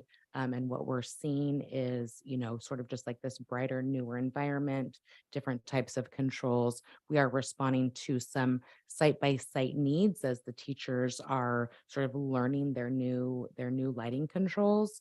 We've been able to approve some different colored and I'm going to say the wrong word, but mood lighting almost for some of our special education classrooms where we can actually tone down dependent on what the site needs. And so the contractor has been very, they've been wanting us, both Dr. Aguili, myself, our construction manager, Dina, we've all sort of been out looking at the different classrooms, hearing teacher input on that. And so it's a really big part that we're quite proud of. So again, that project is in construction with the completion later this summer. Middle school kitchen modernization and MU refresh. So you guys have seen and heard that we are working on a project over at Valley View Middle School. So this will be a full comprehensive modernization in the kitchen. We're adding cooling to the kitchen. We are also doing a refresh, almost a modernization, but a refresh in the MU. And so that project is actually about to go out for bid. We will see that construction bid come to the board late May, I think, for middle of summer construction start going through the fall. So we're working with our food and nutrition service program. We will on how we sort of manage construction in a kitchen during the school year and how we still serve our kids. From that program, middle school kitchen modernization was on the original program. And so what we're laying out here is a 5-year plan to complete all of those middle school modernizations in the kitchens, as well as a middle school refresh. We're hoping that a middle school MU refresh. We are hoping that those MUs really can become a focal point of our community. That we do rent out our facilities and be able to host community events. So we're looking at sound systems, new stage lighting, flooring, painting, lighting, and then obviously being able to serve our students through the lunch program much better. And so as you'll see on this slide, with Measure J funding, we've identified in the program $15.5 million to go towards middle school kitchen modernization and MU refreshes. And that funding would take us through year 3. And we would need additional funding for year 4 and 5. The total program anticipated budget is about $25 million. Robert? Thanks, Melanie. Good evening, everyone. So I get to talk about probably the most boring part of this program, which is network infrastructure, and probably, I think, the most exciting part, which is great classroom technology, collaborative technologies for our kids and teachers. Although I think mood lighting might give that a run for its money on most exciting. So technology infrastructure, we, as you know, you approved at the last board meeting a contract with our architect 196 to look at creating a framework and a rough order of magnitude budget for our network infrastructure projects district-wide across all schools. So you can see here that our anticipated schedule under this program would address roughly 12 sites annually, and through a period of 5 years. The total anticipated budget for Measure J would be $55 million, which I think it could end up being a low estimate. We are anticipating, of course, other sources such as E-rate, which I can I'd be happy to answer any questions on, but we won't necessarily get into the weeds on that. But we do anticipate that potentially more would be needed from additional sources and future sources. Total anticipated budget, obviously, as I mentioned, awaiting completion of the work with 19.6, and we anticipate that will be available to us in August to give us some much better, firmer numbers on this part of the project moving forward. Okay, the exciting part to me is I'm always excited when we do things for our kids and teachers, and we get to go around and see those things happening in our classrooms. So we are proposing here that in accordance with the education specification, we look at upgrading and really replacing really a broad array of equipment. And I say that not with tongue in cheek. I say that as, you know, it's an issue for us. That we are looking at replacing all of that with interactive flat panels for our students and teachers. These would be on carts. These would be available for use by students. These are interactive, have collaborative functionality. Again, I'll be happy to answer any questions with that, but you're all familiar with IFP technology and the sorts of things that it can do. We are looking at what it says there is a 2-year project. For this, I anticipate that rolling out much quicker than that. Product is available, and the logistics around that are possible to roll that. And there's actually a typo. I apologize for that on that phase 2. That means that was intended to mean fall of 22-23. So, excuse me, we would anticipate this rolling out by the end of 23, the end of the 23 fiscal year. So by December of this current calendar year. And this would be for all classrooms. We will do a phase 1. Should we obtain your approval on this, we'll do a phase 1 this spring.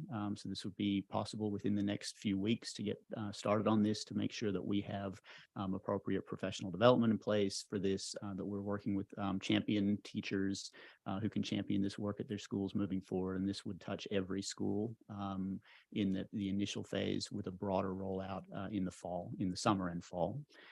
Total anticipated budget for this overall is $13.5 million out of, and the anticipated amount out of Measure J would be about $6.5 million, with some other soft money sources that we're looking at utilizing for this purpose as well. And I'll be happy to answer any questions after, but I'll turn it back to Melanie. Thank you. So one of the things that you may remember is that we have completed some district controls for our HVAC system under our Prop 39 funding. We have partial control at about 18 school sites.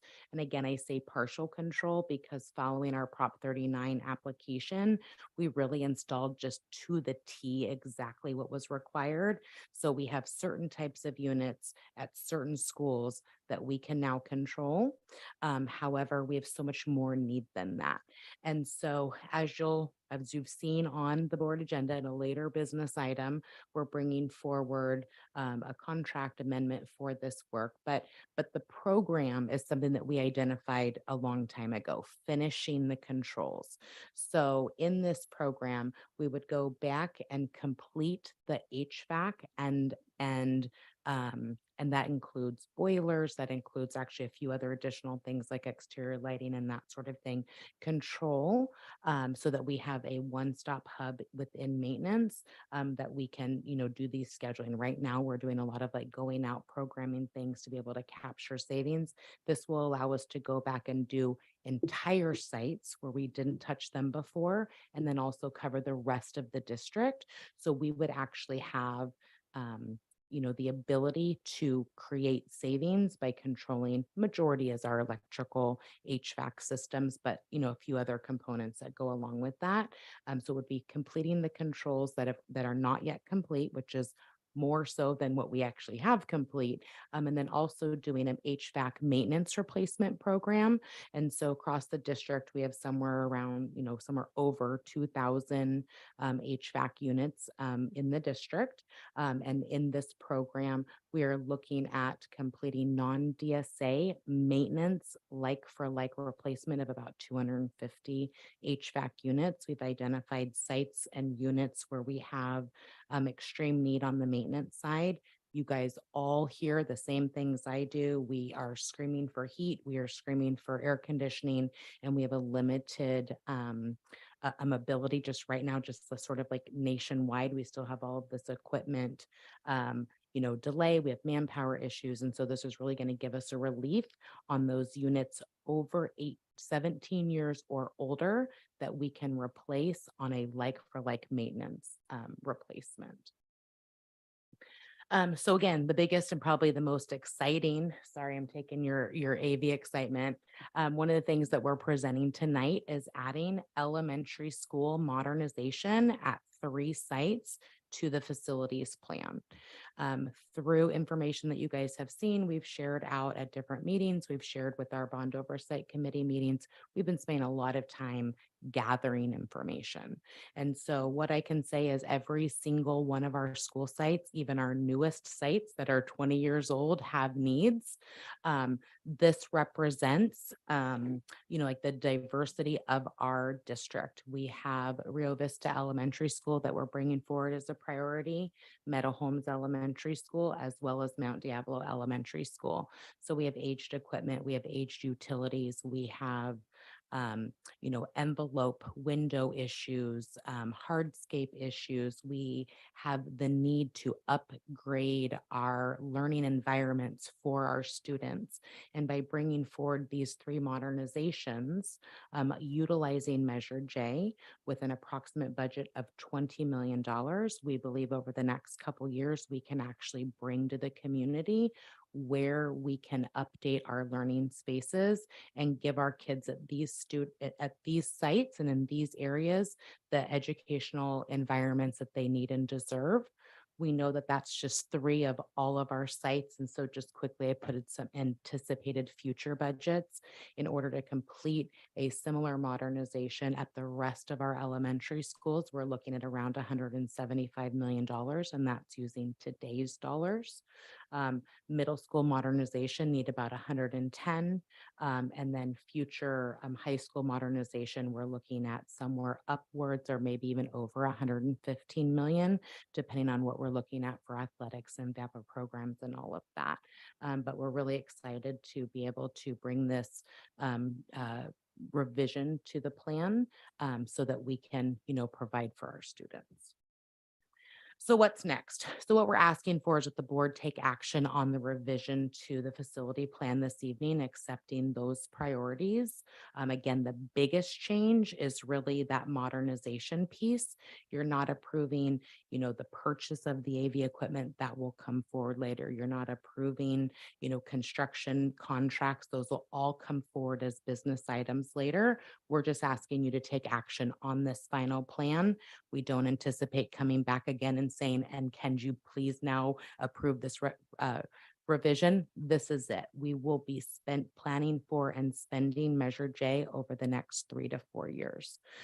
We will be bringing forward master contracts to complete the kitchen and MU renovations at the middle schools, as well as a master contract for the elementary modernizations at those 3 sites.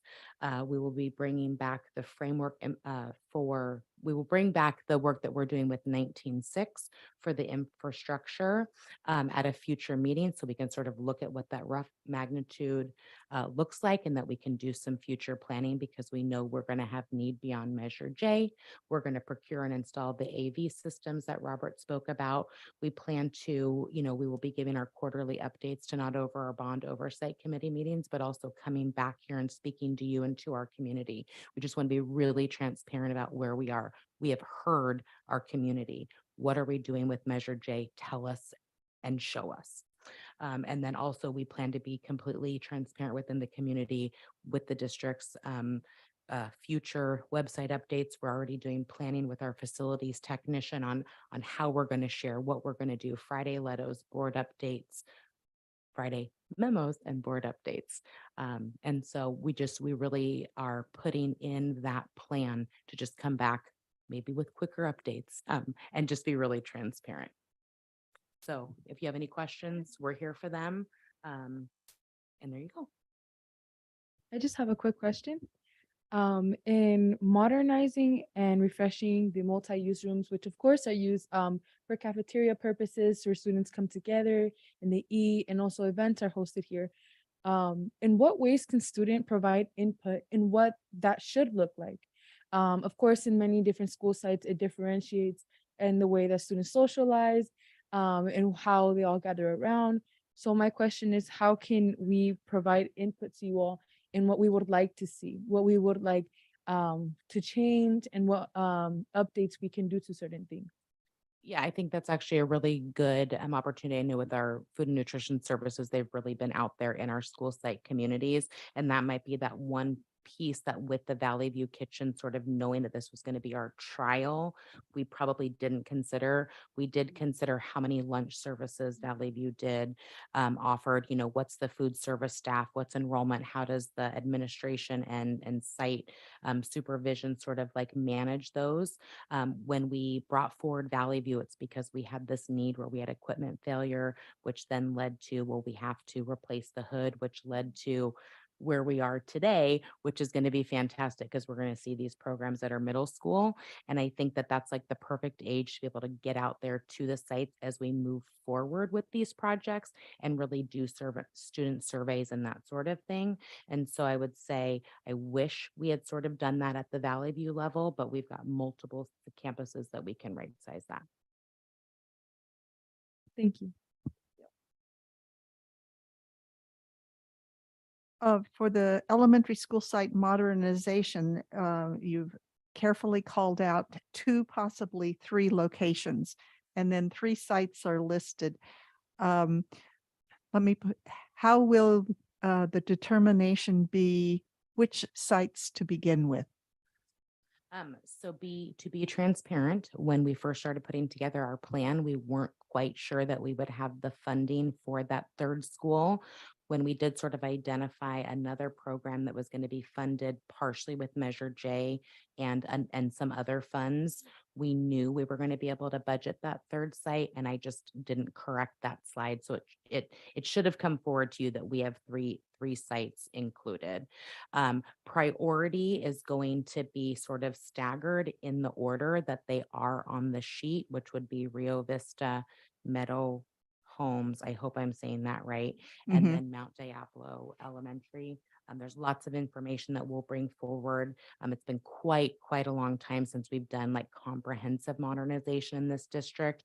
We will be looking at construction through the school year. We will be looking at adding portables and moving students, you know, 1 or 2 wings at a time to the portable village so that we can construct and then move on so that we get as much done at one time. We will probably see overlap, right? As far as like the comprehensive planning, once you guys take action and then we bring forward the architectural master contracts, we'll firm that up. But that's the thought process, is that as one site is finishing design and moving into construction, we're already designing the 2nd site and then moving to construction and designing and constructing the 3rd. And so it's going to be a lot of work for us, but really excited, but in that order that they're listed. Right. And then I just, because if I were at one of these school sites, I'd be jumping up and down and reaching out right away. How soon will this all start? And I want to just note that Rio Vista was a former middle school. So, you know, it's a large campus. And then the other 2 campuses have very large student populations. So there's different kinds of challenges at each one of these sites. I know you're up to, you know, achieving success, and I know you're aware of those, but our community needs to understand they'll be different, just like anytime you open up a home for construction and modernization, you always find things that you don't remember were there originally, or that have something has happened during the time regarding age of the facility. So, but it'll be so exciting to see the new stuff. I just had a quick question about the audiovisual upgrades. When you say learning spaces, I'm not sure if you're talking about that these would just be rolled into classrooms or if they would be used in the larger spaces. Because I know in a number of our spaces, when we have big events and we're like, you know, we want everyone to be able to hear, this is only classrooms. Ah, okay. So it's up to individual sites to figure out how to fix the current issues for the larger spaces.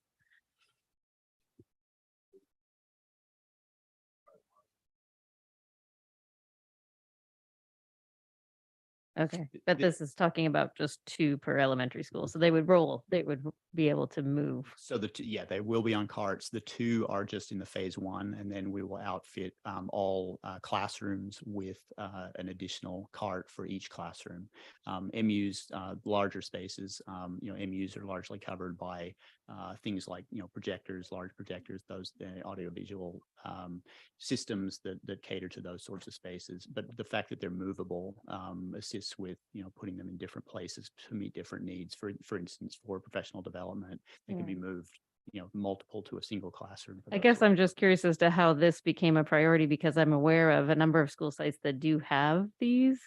From, you know, I'm sure they're various ages and whatever, but I also know that in a lot of our large spaces, when we're trying to do a big presentation or congressman comes in and wants to do a town hall and nobody can hear, or, you know, a number of our sites seem to have that issue of the bigger spaces. We can't really do presentations because of our sound and visual systems. We are going to tackle that with the middle school MU projects. And so then that would potentially be, you know, a good offering that we do some of that ahead of being able to do modernization at some other campuses. Thank you. I would like to make a motion that we approve the facilities plan update. Second. Trustee Nava Flores. Yes.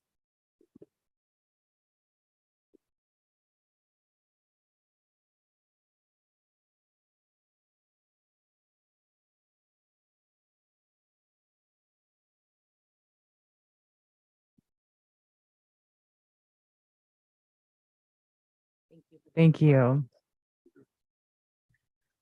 12.4, review fiscal crisis and management assistance team, FICMAT, fiscal health risk analysis report, next steps and progress monitoring. So we've done 2 presentations. They've been a half hour each. So hopefully we can get on schedule here. And I know with the FICMAT updates, Dr. Gonzalez does a good job. There is no presentation. This is simply an item for you to continue to see. It happens to fall here because it doesn't fall anyplace else on the agenda. We do want to make sure that we're being transparent with the board, with our staff, and with the community on the recommendations that came out of the FICMAT report and what we're doing to continue to monitor those. So we bring that forward. We're doing it now probably every 4 months or so. I'm happy to answer any questions. It's a long document. It will continue to grow, and that's all I have to share. It's great. Read it all. Thank you. I still appreciate the color coding. Thank you.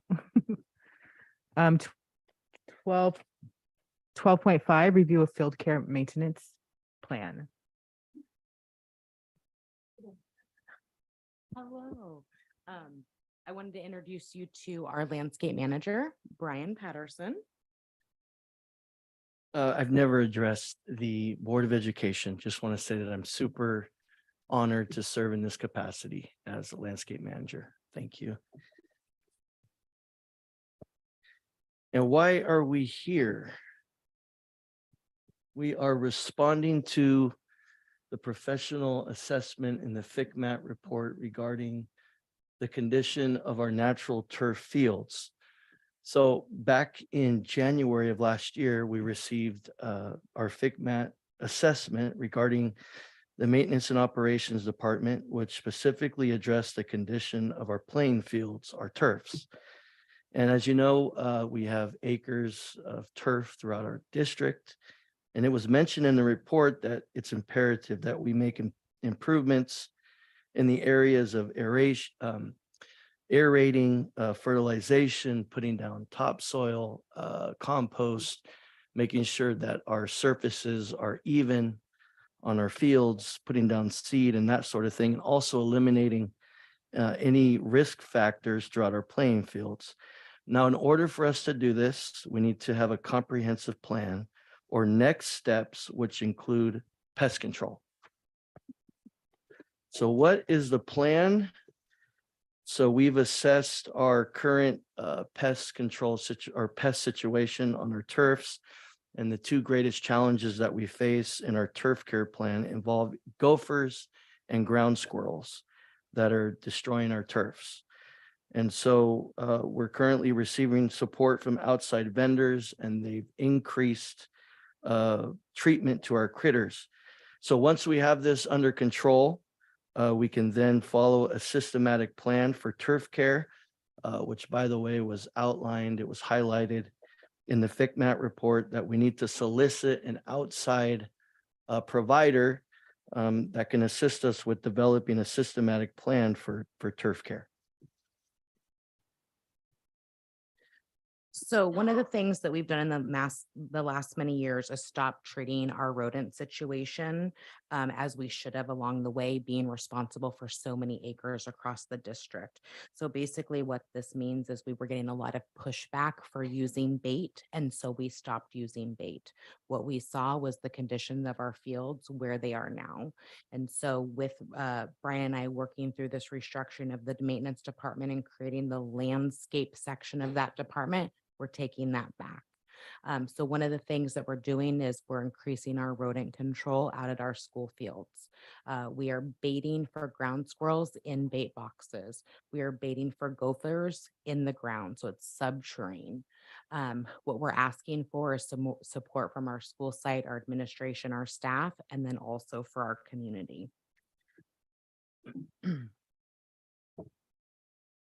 So last fall, we started bringing back baited type rodent care. We have 2 vendors that do support us with this with just ground squirrels and gophers. We have lots of other vendors to support us. What we found is that we sort of have this catch-22. We have community members that are calling, emailing me, you, Brian, social media post, fix our fields. And then we have other community members that are like, please don't use bait. What we know is that in order to control what we have out there, we have and we are allowed to use bait. We are under the oversight of the Department of Ag, and we also follow the Healthy Schools Act of 2000. What we found is that not only was our department overwhelmed with complaints because our vendors were seen out there, they know that they are bait using vendors, but also the Department of Ag, as well as our city partners, were overwhelmed with phone calls of complaints. The Department of Ag is required to show up and respond to every call, and they were overwhelmed with the calls about our vendors in particular areas within our district. That is why we're here. We're here to say we are following the Department of Ag oversight, and we are also following the Healthy Schools Act, and we will continue to be transparent about that work. But we are asking for the support of, our community, that in order to get our fields where they need to be, this is the direction that we're going as far as starting that process. Okay, so again, back in the fall, we increased our service to 1 time per month because of the time of year that it is, mating season and all of that. Starting April 1st, we are going to 2 times per month. So our vendors will be on site at our schools 2 times per month. All right, so you have a couple of pictures there. This is what we're utilizing. To the right, obviously, gopher mounds. To the left, small holes that ground squirrels have created. And we're using a bait called kaput and also gopher trappings. One of the things that we heard and we got a lot of feedback on was the type of bait housing or bait station that we were utilizing in the fall. So we've worked with both of our vendors. We will be using the Wilco bait station. They come in green or black. They will be properly tagged with the bait that's inside.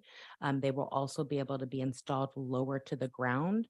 We will not have them installed on clay structure areas. That doesn't mean that they won't be around the perimeter of asphalt spaces if we back up to to our fields. But this is what our vendors will be installing for this new service that's starting in April.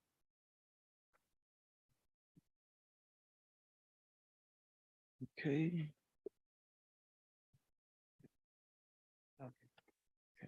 Go ahead. Okay, sorry. Okay, so again, we're here just to be transparent. We're here to take the first step in creating improvement of our natural turf fields. We know that we have risk factors out there. Students fall in the holes, athletes fall, get hurt. What we're doing is we're just trying to improve the risk factor of our fields, and then just also be very transparent so the community knows what we're doing, because we are asking for support from them. So follow a systematic plan for turf care. So we'll be returning in the near future to go over steps for turf care, which include grading, aeration, fertilization, putting down seed and compost, and also the essentiality of giving periodic rest to our fields, which is something that we don't do. But our first step is to reduce the critters that are destroying our turfs. Any questions?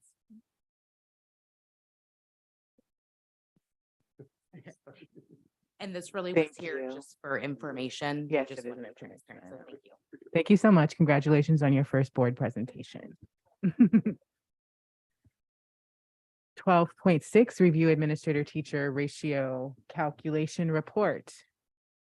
Yeah, and I'll present this. We brought this last year, and what this is the ratio between the amount of administrators we have towards teachers. It was extremely low, and thankfully we've increased that a little bit. And so, just for full transparency, we wanted to bring this to the board, so the board, the public, whoever wants to see it, has access to it. So that is there. Information only. Thank you. Yeah. Board member reports, trustee Mason.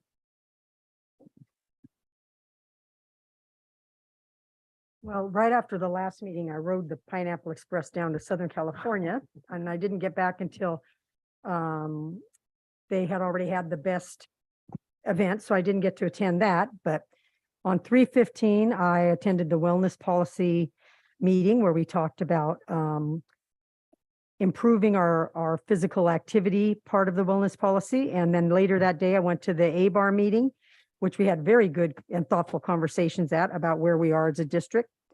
On 3/16, I went to the DLAC meeting where we had a presentation by the Association of Raza Educators. And then I had to leave that meeting to go to Holbrook, to go to the town hall meeting with Glazer and Grayson. And it turns out I know two of their aides very well, so I'm going to be making appointments to go talk to them about funding for schools. The next morning, I was back at Holbrook for coffee with the principal. And then I went over to visit El Monte's food pantry that they have over there to serve the community. That's run by someone who used to work for me in the after-school program. And then on Saturday, I went to Valle Verde. They had a STEAM event, and I got to visit their garden where they were making seed balls with the kids. The next day, I went to Northgate for the WASC meet and greet. On Monday, 3/20, I went to the active shooter staff training at Rio Vista Elementary School, and there were many staff members there. It was a good training. And yesterday, I went to the Parent Advisory Committee where they talked about our ethics studies program. And I'll be appearing at a school in your neighborhood soon. So Thank you so much, trustee McFerrin.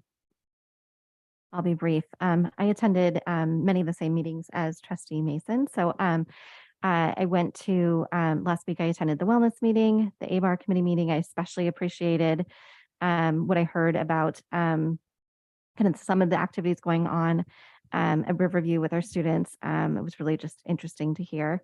And then I attended the PAC meeting last night and also really appreciated the discussion around ethnic studies and what that might look like, and especially the idea that curriculum could be really localized to recognize and include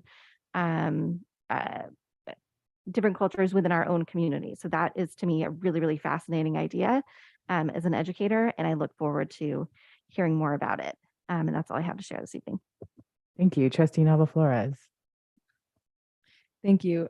So I want to start off by saying that, the third quarter just ended. And that want to just like briefly say like what's around like student culture, especially like during that time of the year and what we just entered. So the third quarter is known as the January to March arc.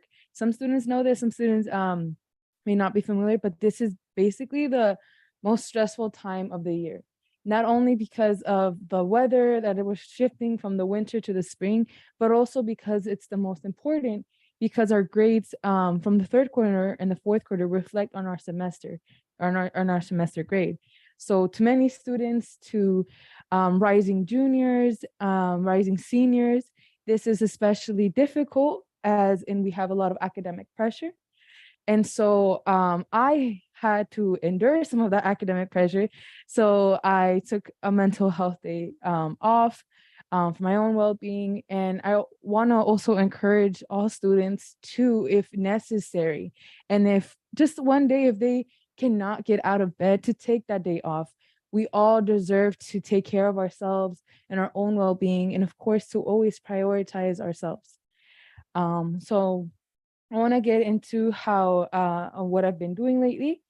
On March 14th, I attended a Sacramento rally with CARES ASP and our Social Justice Club. We went to the California State Capitol in Sacramento, and we were able to do legislative officer visits. We were able to meet with a representative with the legislator that represents Contra Costa County, and also a legislator representative that represents the Concord community. And in this, we were advocating for additional funding for CARES and after school programs, how us as students benefit from it, and also how it has contributed to our success in education and how it's fostered a community amongst all of us. We also were able to learn that right now in legislative talk, there is some talk in how we want and are looking into shifting from funding and that funding in the sense of funding with attendance and then funding through enrollment. And we advocated through that why this is important, how this really will affect students and schools and the education that they deserve and that they are offered. In being funded through enrollment, we are not, Title I schools are more likely to be affected with funding through attendance because we're more likely to be absent through many different causes, many different factors. So in doing that switch, we can see a change, and we can see a change in the way that we get funding for certain things and how we can see success. That being said, I want to focus on student advocacy, starting off by saying that, again, the student board member application is open to all juniors and all current juniors and sophomores. And this includes all our high school levels, including our continuation schools and our students that are in the College Now program. That being said, with student advocacy, it's important that we continue to encourage our students to speak up and to be heard, to demand, to break the silence and to question the way that we are running things. We have every right to want to know more and want to investigate in the way that we are running things and how we as students can provide input in creating change. That being said, I want to also pass so for the Social Justice Club, we are divided into committees, and this is from our Mount Times committees, and we just finalized our first March issue. So this paper that you all can have a copy of, please feel free to read it, provide any feedback. Students, a committee of students, of freshmen and juniors, students from all over the school levels, were able to write about certain issues that they are passionate about and write how this is affecting them and why it's important to continue to learn about each other.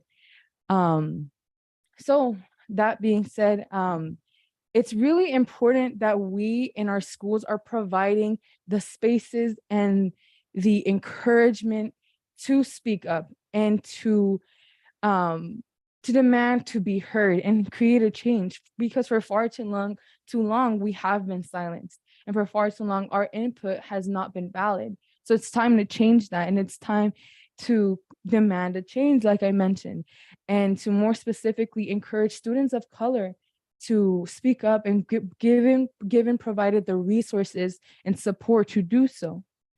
I also want to mention that I recently found out that Shore Acres has a social justice curriculum. So I want to give them an applause for that and why it's so important to start at the young age. Again, to create a nourishing and encouraging learning environment and not only outside of school, but in the community, to learn how to live with one another in harmony, with empathy, with inclusion, and with celebration of our diversity. So I want to then move on to students' involvement in civic engagement.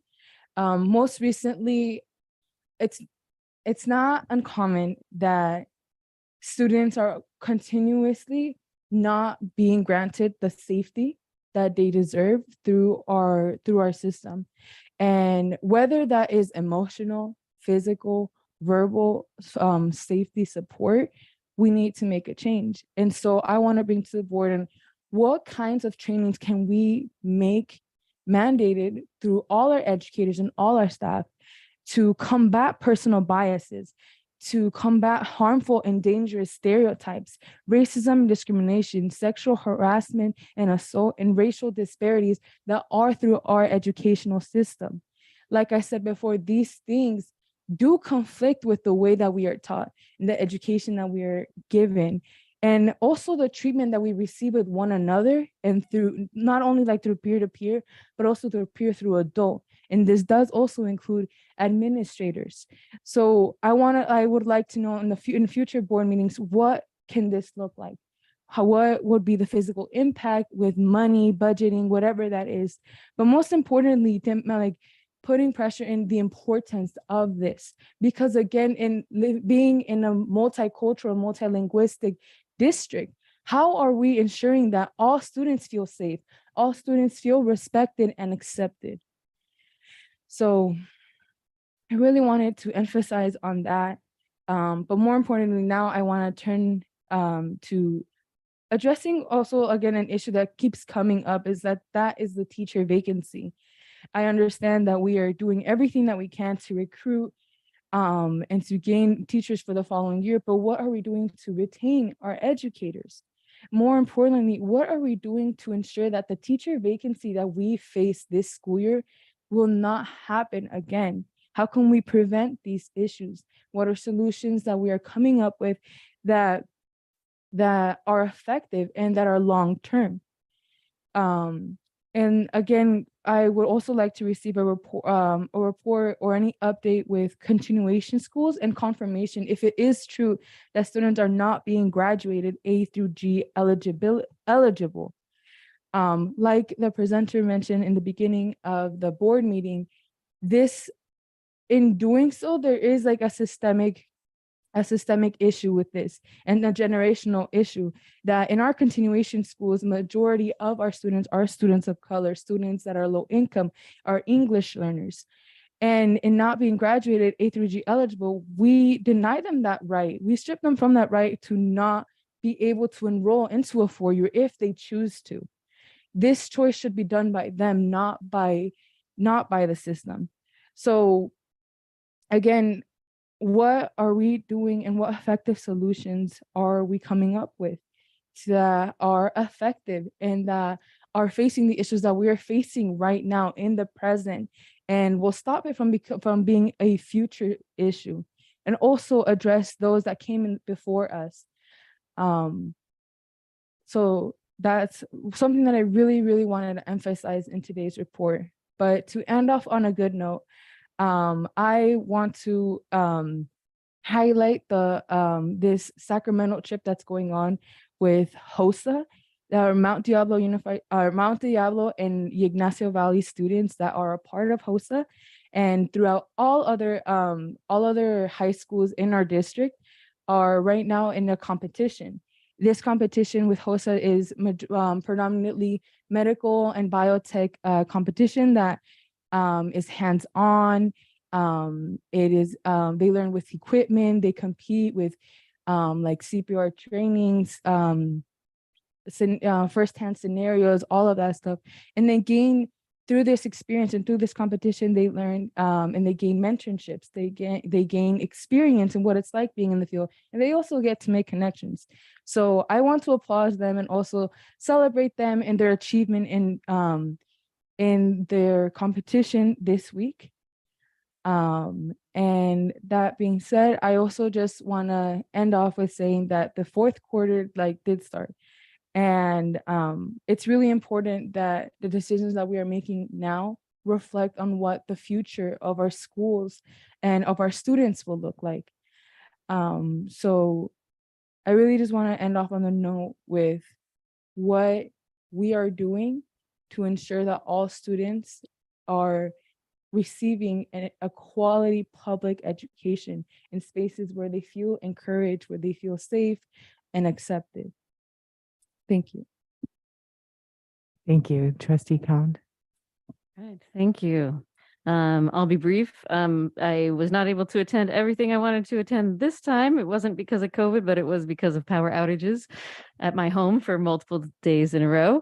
And so that got me thinking about our district and how we have so much solar energy and we don't currently have a way to store it. And so when a power outage happens, immediately our schools go out, even though we have all of this solar power. And so I'm curious if that, I know it was something that was talked about at the state level, because our public schools really should be able to be emergency hubs for the community, places of shelter, places of safety, but particularly with climate change and the more and more issues like that are happening. So if there's a way for us to be able to have funding from the state or that can be used to be able to have batteries on site that store that energy so that we don't have the power outage immediately at our school sites, I think that would be really key. I was able to attend the Rockeye safety training, which I thought was very useful, and it's good to see us having that focus on safety. The DLAC meeting, I agree, was amazing, including this really great free summer opportunity that there was student testimony about.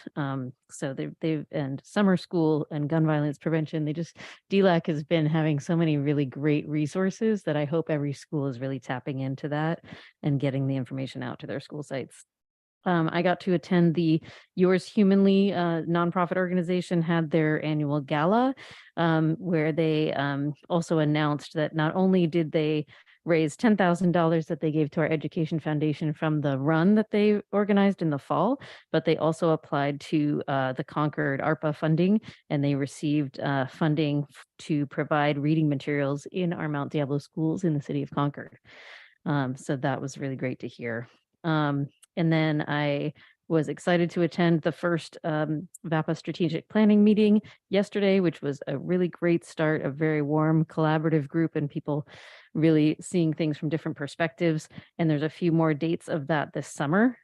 So I hope that a diverse group of people keep coming in and engaging with that from all over. And then I did join the Contra Costa County Gun Violence Prevention Coalition that had their kickoff today. Sadly, it is now the leading cause of death of youth under age 18, starting in 2020, is now firearms, even more so than car crashes. So something to work on. But there is funding from the U.S. Department of Justice for Contra Costa Health Services to be working with our county on this issue and really engaging the community in a community needs assessment and a gun violence reduction strategic plan. And one of their strategies is SEL, social emotional learning. So I'm hoping to be able to make that connection with their resources and with youth in our schools. Thanks. Thank you, Trustee Mayo. Thank you very much. I was able to attend the BEST Day, which is Business and Education Shadowing Together.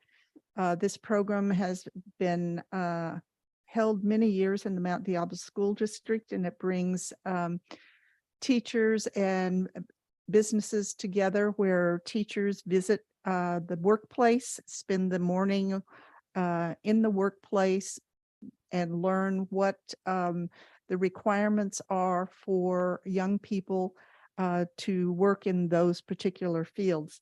There were 12 of the businesses involved in this year's Best Day, and each of the businesses had 2 to 3 teachers visiting the sites. Afterwards, there was a debriefing, which Dr. Clark will probably share more about. On the 14th and 15th, I participated in CSBA Lobby Day, and we discussed 2 budget priorities and 3 bills with our legislators. We met with Senator Glazier for 30 minutes on the 14th, and Assembly Member Rebecca Bauer-Cowan for 30 minutes on the 14th. And then on the 15th, we met with Assembly Member Timothy Grayson for 15 minutes. We appreciate all the time that they can allot with us.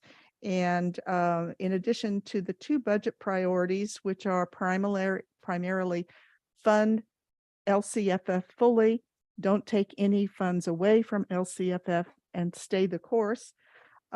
We discussed 3 bills, which are AB 23 or 1023, which is increased cybersecurity support for school districts. SB 645, which is small school district administrator to teacher ratio cap revision. That's a mouthful. But although we are a larger school district, which wouldn't be affected by this, we do have 3 school districts in Contra Costa County, 2 that are definitely fall in this category, and a 3rd one tips in and out based on the enrollment in the district at the time. And then the other bill was AB 906, which is sustainable programs serving at-promise students. This particular bill would look at the county offices of education, which provide educational services to our students in the juvenile justice system. And it would seek to provide a base grant for the county offices of education to provide services for the students, because their enrollment cannot be predicted. For example, on Seabed's Day in October, the enrollment at the county schools isn't determined by the general population. It's determined by the courts and students' actions in our communities. So they're hoping that this would provide ongoing resources for county offices of education to provide the needed supports for students throughout the year, instead of having the yo-yo of income like we do. And of course, we did lobby for funding based on enrollment rather than on ADA. But we'll have to see how our legislators respond. I was able to go to the WASC at Northgate High School for a few moments. I arrived a little bit late, but I didn't make the introductions. And then I did attend the Parent Advisory Committee meeting where the ethnic studies curriculum was discussed. Parents had a lot of feedback, and there will be opportunity for everyone to respond to a survey. And the Ed Services Department will be taking this show on the road and present the information to DLAC and CAC and some of the other committees as well.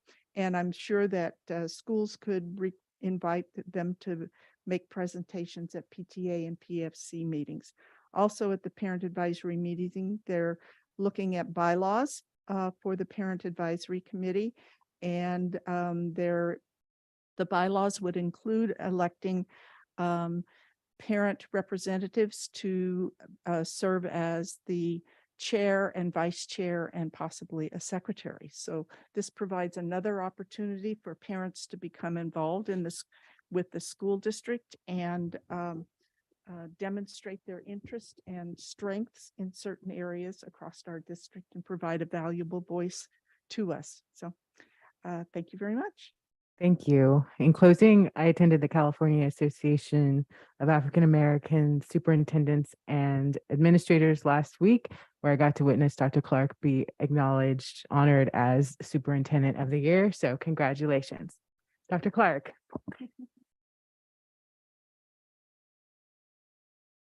Thank you. And I'll I'll definitely be touching upon that. I just, I was very excited tonight. We had two individuals, or one individual spoke, but there were two people at the podium who said that they were really committed to equity in this district, and they were really committed to working with us. And so that was really music to my ears, because of all the work that I've been trying to lead in this district as superintendent. And I just want to review a few things. First of all, it really starts with governance and really setting the example, the tone from the top. I brought in Nicole Anderson and Deborah Keys, who are two of the nation's leading trainers of school boards when it comes to equity. And they did a lot of work with us and helped us with our equity statement. And so really setting that tone with them. We also had our principals last year share sort of the equity work that they had been doing with their particular staffs. And I know we have one in the audience right now who actually came to this board and presented the work that she was doing with her staff in terms of equity. When I go back to last summer, I'm a member of the California Association of Latino Superintendents and Administrators, and I did a session there, standing room only, and the title of that session was Leading and Embracing Systemic Change, where I talked about the changes that we are attempting to bring about here in Mount Diablo, some of the successes and some of the challenges and pushback that we've experienced. And so I shared that with our Latino administrators from throughout the state. As the year went on, I've also been a part of the Educational Research and Development Institute, where they've had convenience of equity and what are we doing about the teaching pipeline. And so we talked about not only the importance of recruiting teachers of color, but also retaining teachers of color. And I know that through the research, a lot of that has to do with once educators of color are hired, are they accepted into the school culture? I'm happy to say that here in Mount Diablo, we have a Black Educators Association of our African-American teachers who feel the need that they have to come together and work together to make sure that they're having their needs met. And I'm also very pleased to hear that we now will be doing the same with our Latino teachers and members who feel that they need additional support by coming together and working to support each other. And I know our student trustee is a honorary member of that group. I also did two presentations at the California Association of Administrators, ACSA, down in the Every Child Counts conference, which is the largest conference that ACSA puts on. And I know our Dr. Stuckey Smith was on the planning committee there. So that's the largest conference in California put on by ACSA. I did two presentations there about the importance of putting our students with special needs first. And so as this board has endured and as I've endured, we have kids in this district who have special needs. And oftentimes those kids are singled out because of their disabilities and because they are not able to do things that some other kids can do very easily. These kids may struggle with that. And so as these kids are singled out by the adults, I'm one who continues to advocate for those students. And so I led two presentations about disproportionality and about how do we accept all of our students and make all of our students feel welcome, and how the adults within an organization are there to support the students and not to work against them. So again, I was super glad to hear that that we have leaders of some of our organizations within this district who are now willing to come to the table and work on this. As time goes on, with the work that we're doing with the California Collaborative Educational Excellence, because our African-American, our homeless students, and our foster youth are not performing, we have, through the work with CCEE, which they have asked me to represent districts in Sacramento in advocating for this work and leading this work and sharing the work that we've been doing here in Mount Diablo under resistance. This is the work where TNTP originated from. So when I think of equity, I think about every student in our district going into a classroom and receiving instruction that is grade level standards, not below grade level or not off grade level, but grade level standards. And so as we have really committed to that and doing that professional development district-wide, I am very excited to hear that there will not be pushback or resistance to those efforts, but that we can actually partner in those efforts, because we are not only have we had a focus on math this year, we are really looking at doubling down into English language arts and making sure that all of our students are reading at grade level, are being exposed to grade level materials, are being assessed, taking assessments, and then having corrective measures if there's any lack or deficiencies within that student's performance. So I'm extremely excited to continue to dive into that work.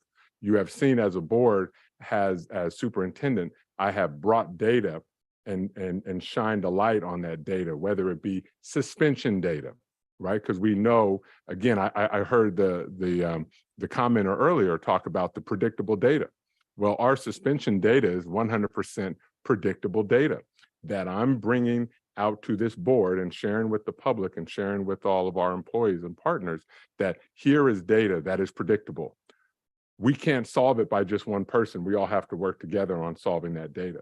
We heard a presentation tonight on our whole data system that where I have worked in collaboration to really lead those efforts to make sure that we're collecting adequate, accurate, timely data on all of our students. So I'm really glad to hear that we will now work in partnerships and making sure that we're using that data and putting it to good work to really ensure equity within each and every one of our classrooms. And so as I continue to do that work with CCEE, I will continue to show Mount Diablo as an example of what can happen when you have partnerships and we're actually all working together and not working against each other.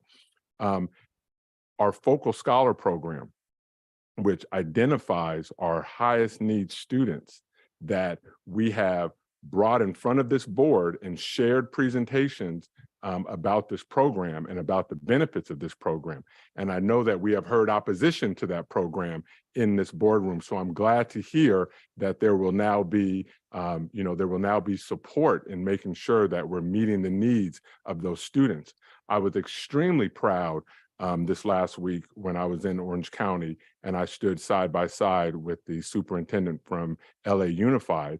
And as he shared what they are doing in LA Unified with their Black Student Achievement Plan, and I was able to, in front of 1,000 people, to recognize our CSACE team individually and recognize them and have them stand and be recognized about the work that they are doing in Mount Diablo for our focal scholars. And so again, it is music to my ears to hear that we will now be working in partnerships on all of these equitable things.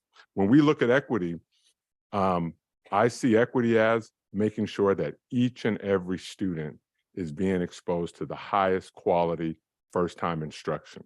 And if there are deficiencies, I would expect that those who have the greatest contact and the greatest information of the students are partnering with our parents to collaborate with families and parents on ways and solutions that they can meet the needs of each and every kid.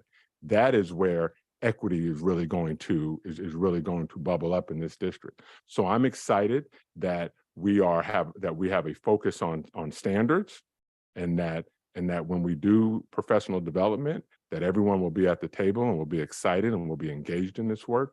I'm excited that we will focus on instruction and making sure that all of our students are being exposed to high quality instruction. I'm excited that each and every student that walks into our school doors as a public school, that we have to accept those students and that we are going to make each and every student feel welcome and valued, and that they are not less than because of the school that they attend or where their zip code is or how much money that their parents make, that we are going to accept all students. And I have been championing this work, not only in Mount Diablo, but throughout Contra Costa County and throughout the state of California. And so last week, when I was recognized as the Superintendent of the Year by the California Association of African American Superintendents and Administrators, a group that has had to combat tremendous amounts of racism and pushback and fixed mindset. To have that organization recognize the work that we are doing here in Mount Diablo, I was extremely honored and extremely proud for the administrators, for the teachers, for the classified staff, for the work that we are doing to make sure that each and every one of our students feels welcomed and is valued and has every single opportunity to be successful. That is why I accepted that award for the work that we are doing here. And it also, again, when you say it starts from the top, I really have to tip my hat to this governing board, to the work that you all are doing, and to the vision that you set and the direction that you give me to make sure that every one of our students is valued and is going to be successful in our district. So I look forward to continuing this work and to continue to support each and every student within this district. That concludes my report. Thank you.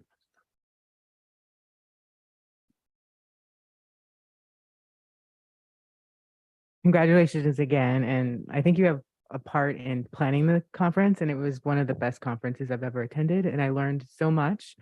And one of the themes, like I tended to attend sessions that had the same theme, which was around belonging, really. And I appreciated that there were so many options to learn from other school districts about how they foster a sense of belonging among all their students, like you mentioned.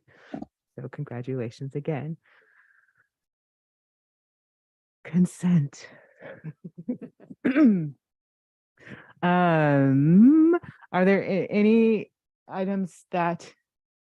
I believe that we are going to pull 1531. I see Mr. Lepe back there. We're going to pull that transportation item. Yeah. Was there another one? I'd like to pull 1513, please. Yeah, and I want to pull 1511. So 11, 13, and 31. And just so my people in the audience can be ready, we have events to the T, and then we have the amendment to the independent service agreement with Family Purpose, and then we have the transportation plan. Can I get a motion on the remaining items of the consent agenda? I move the board adopt the consent agenda as presented with the exception of the 1511, 1513, and 1531. I'll second that. We'll second that. It was either Trustee Mason or Khan. Has a second. Choose one. They were, yeah. Trustee Nava Flores. Yes.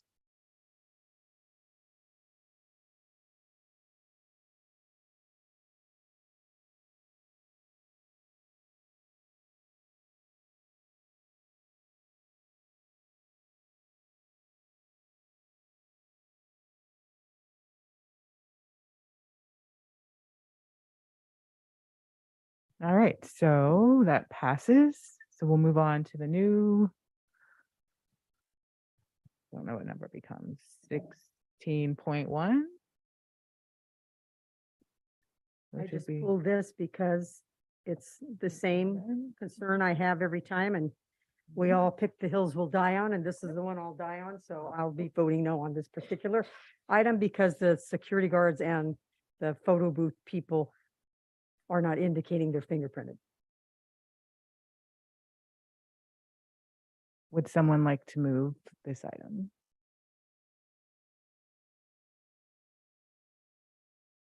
It's not going to be Trustee Mason. All right. I'll move to approve the independent service agreement between Events to the T Incorporated and Mount Diablo Unified School District on behalf of Concord High School for senior ball services at the California Academy of Sciences in San Francisco on April 28th, 2023.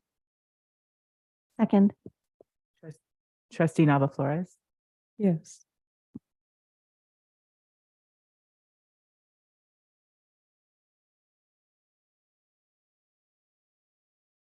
That passes 4-1 with trustee Nava Flores. 16.2.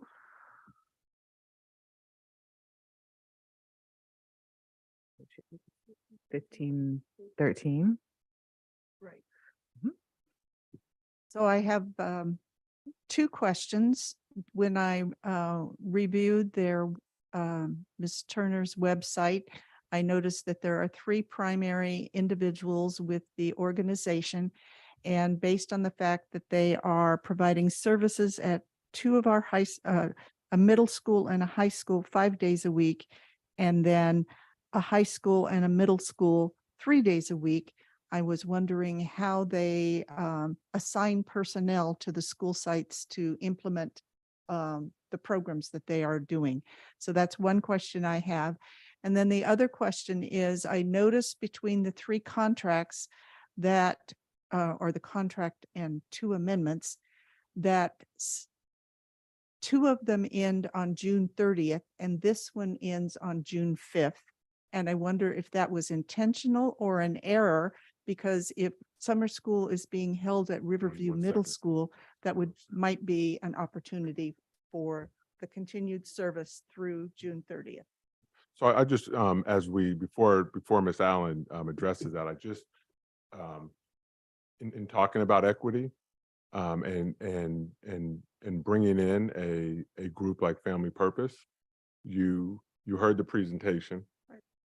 And she didn't talk, she basically talked about forging relationships with kids and with families. And really that was what it was, and showing kids to unlock their gifts.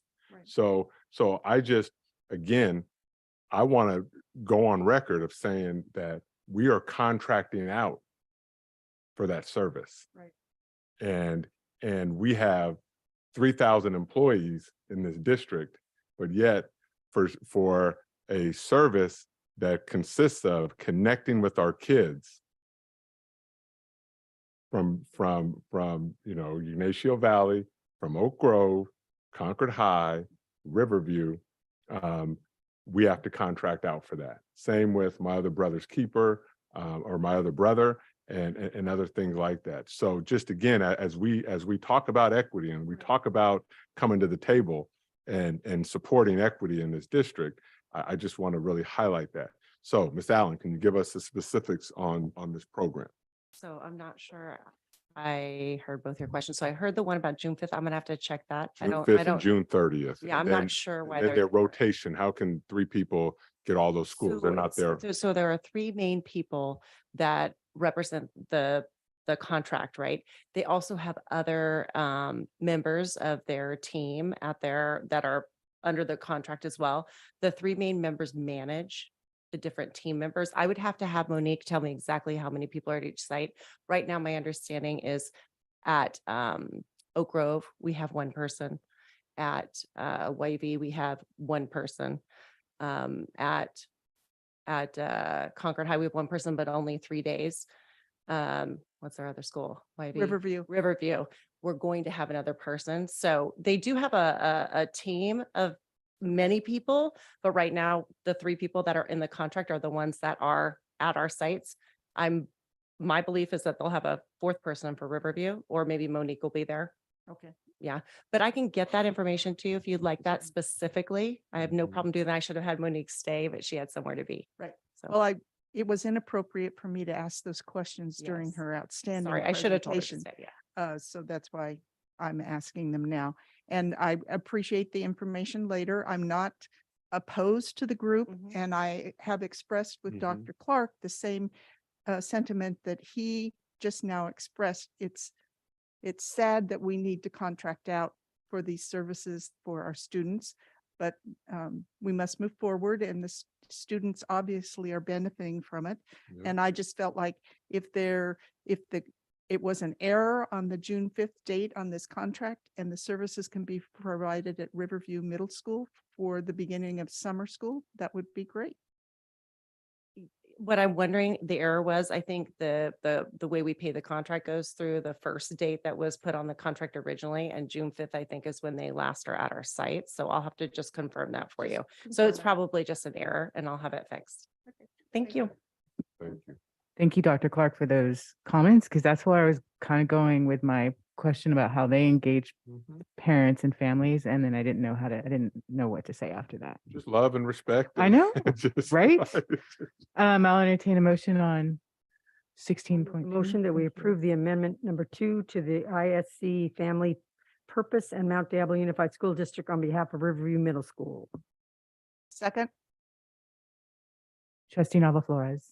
Yes, and I'm really excited to see this coming back to our Bay Point community, and this again being done for our Riverview family.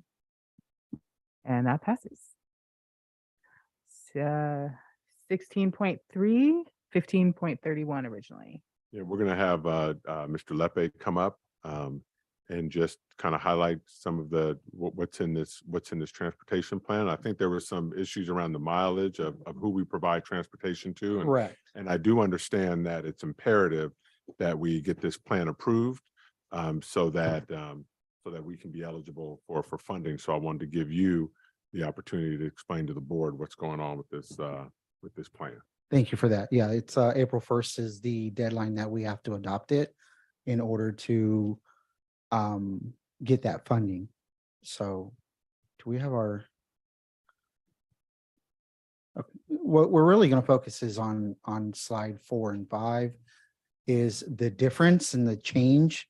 And we really want to thank our community members for bringing this oversight to our attention. It was an oversight. So I love that we have checks and balances with our community and we have that interaction that they can bring that to us. So the original slides, you saw the mileage of that I had presented to the board, and that was board policy that we had prior.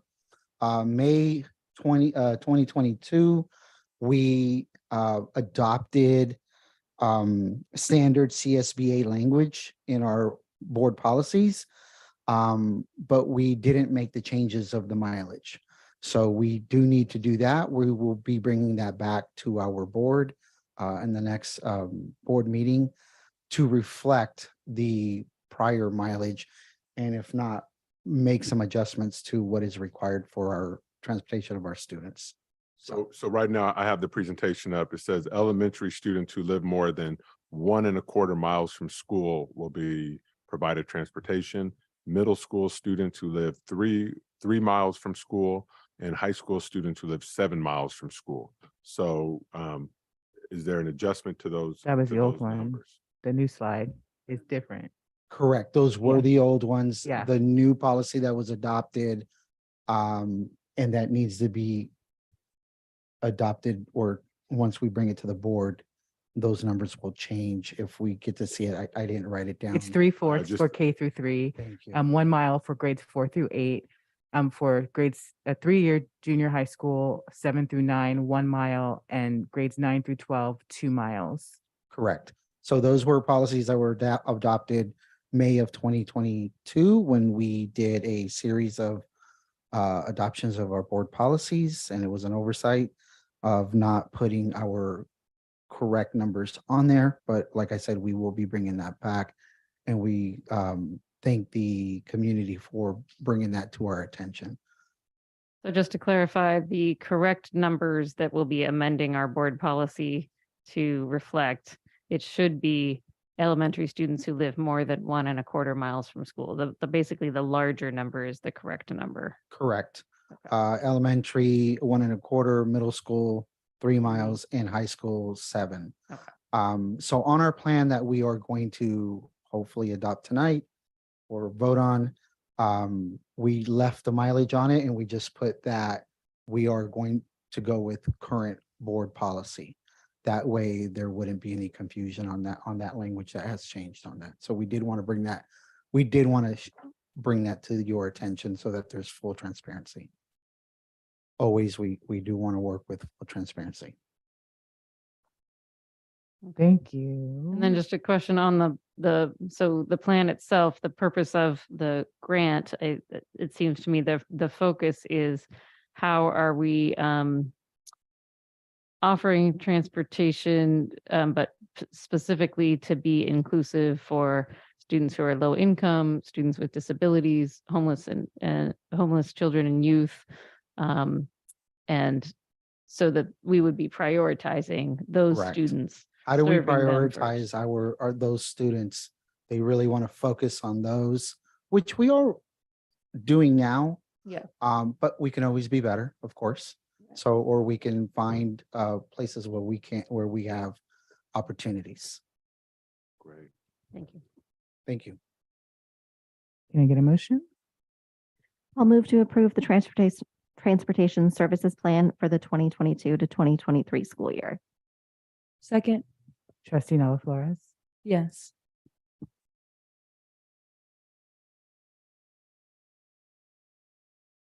Thank you. That passes. Thank you.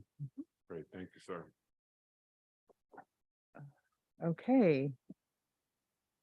18.1, review of 22-23 school site comprehensive school safety plans. So sorry, is she or no? You had safety?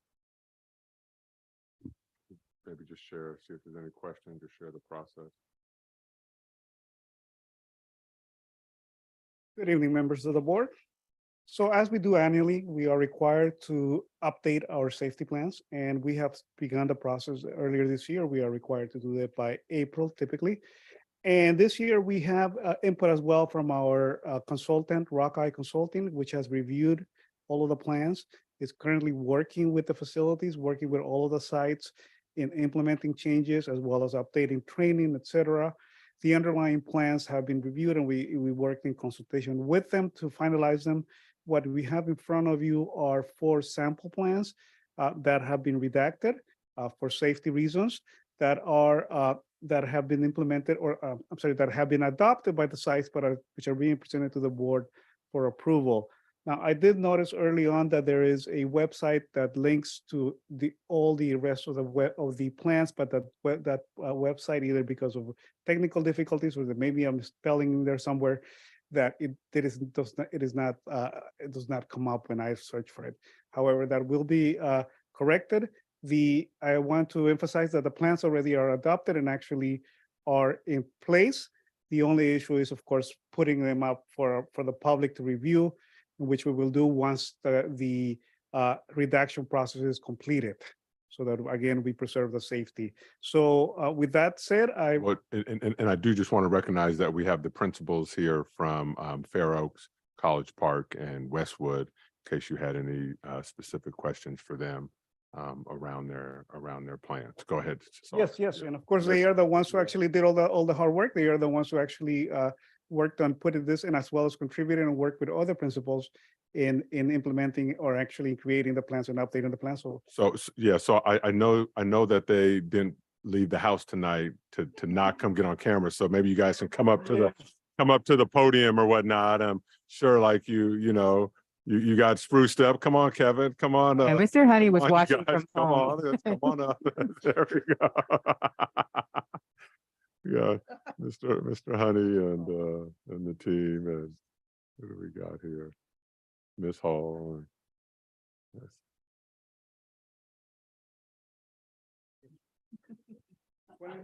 I know we don't bite. Come on. All right.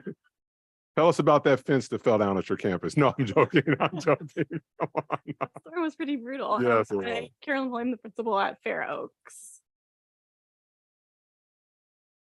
Nancy Klinkner, principal at Westwood. And she's a parent at College Park. Kevin Honey, principal at College Park.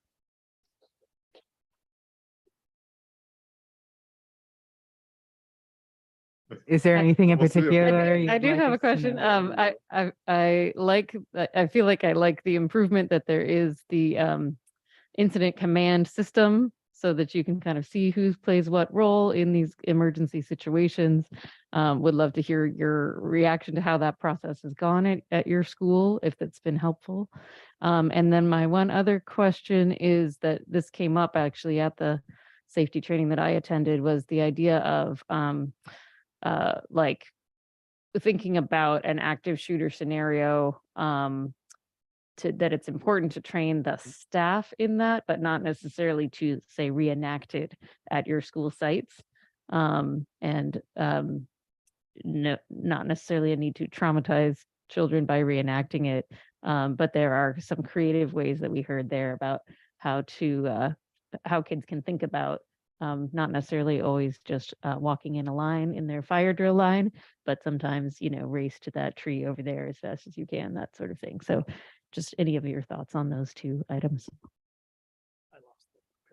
Good evening. A couple things about that. We brought in the Pleasant Hill Police to talk about that, mostly with staff, because students are going to follow the directions of that. And then the staff talks to the kids individually is, hey, if this happens, what do we do? And they did a good job. And when we saw at Northgate earlier in the year, the Concord Police, they were really good, better than Pleasant Hill, sorry.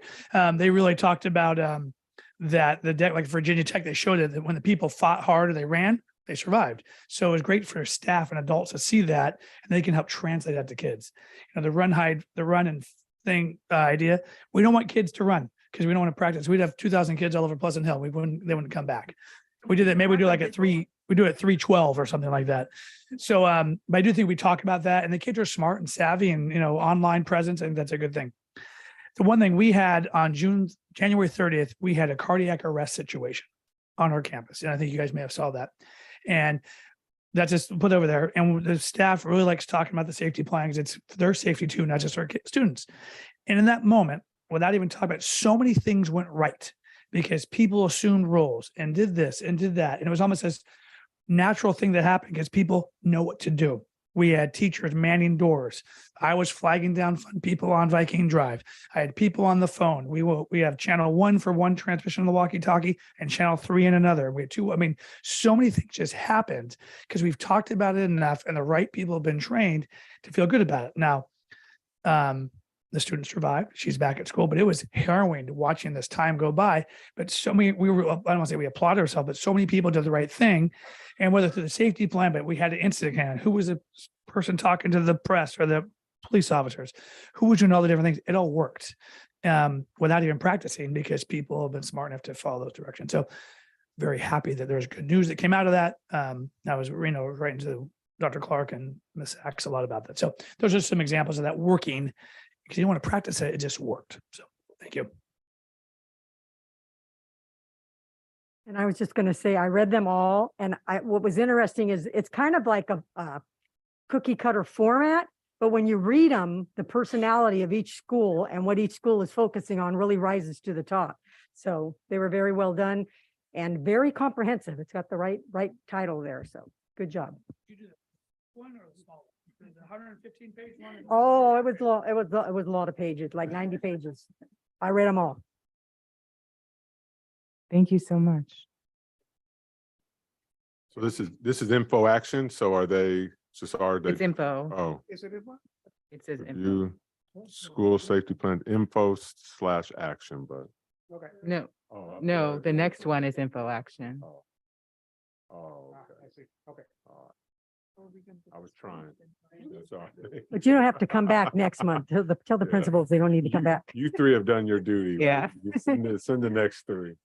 18 point. No, this I'm is the reading the next wrong one. She one. changed. I was reading. That's the next one. 18.2, review and potential approval of the 22-23 school plan for student achievement mid-year budget adjustments. So we have Ms. Filios here if there's any questions. This is info action. So are there some questions? I know Trustee Count sent me a question, but it was late in the day and our internet just went down. Sorry about that. But, Sorry about that. If you want to ask that question, I'm sure Ms. Sure. Filios can take a stab at it. She lives in the world of. Sorry Sorry, I just lost my link to the item here. But my question was just about when we click and look at each of the budget adjustments, it's talking just about Title I funds, but then in the summary under funding, it lists Title I, LCFF targeted, supplemental, LCFF base, but it seems to me that these particular ones are only about Title I. Is that That's correct. So when we do the allocations for sites, we use this year's numbers to predict next year's money. And then when we get the actual allocations and when we have seabeds confirmed and eligible students confirmed through CalPADS, then our allocations to the sites change. And if any of the site allocations increase or decrease by 10% or more, we are required to take that change back to school site council because it's a significant change to the SIPSA funding. And so this form shows the board how school site council has approved either the additional funds to be allocated or the reduction of funds in which strategies. And so that's what you're approving is those changes based on the change in allocation mid-year. Okay, thank you. So for parents and families at home that may be looking at this and wondering why my school site got more or less, it qualifying for Title I has to do with students who are lower income, and the way that we show that is that those families fill out the alternative income. Yes, form. correct. Okay, so if more families fill that out, more Title I funds come to your site. Okay, Absolutely. Just wanted to clarify that for the community. Thank you. And then I just want to appreciate the school sites that tried to be more specific in their budget adjustments, just like as in the school site plans themselves. I think the more we are specific in how we're spending the dollars in these forms, it's really helpful because the communities and the families are looking at that and wondering how's funding being spent at my school site, and if they can actually see the specifics. I think that's really helpful. I think we're starting to move in that direction, but there's more to go on that. Thanks. I would make a motion to approve the 2022-2023 school plan for student achievement mid-year budget updates. Second. Trustee Nava Flores. Yes.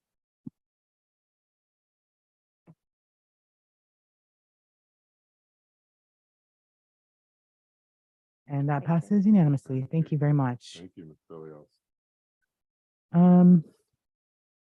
Here we go. 18.3, review and potential approval of the construction amendment number 1 revisions to existing design build agreement with Schneider Electric. Great. All right, we have Ms. Kozlow. I don't know if Dr. Gonzalez is joining, and then we also have our folks from Schneider Electric. We got the team here, so all right. This is my night at the podium. Thank you very much. I will just turn it over to Mark Starkey and Elliot Feldman from Schneider Electric to complete a small presentation.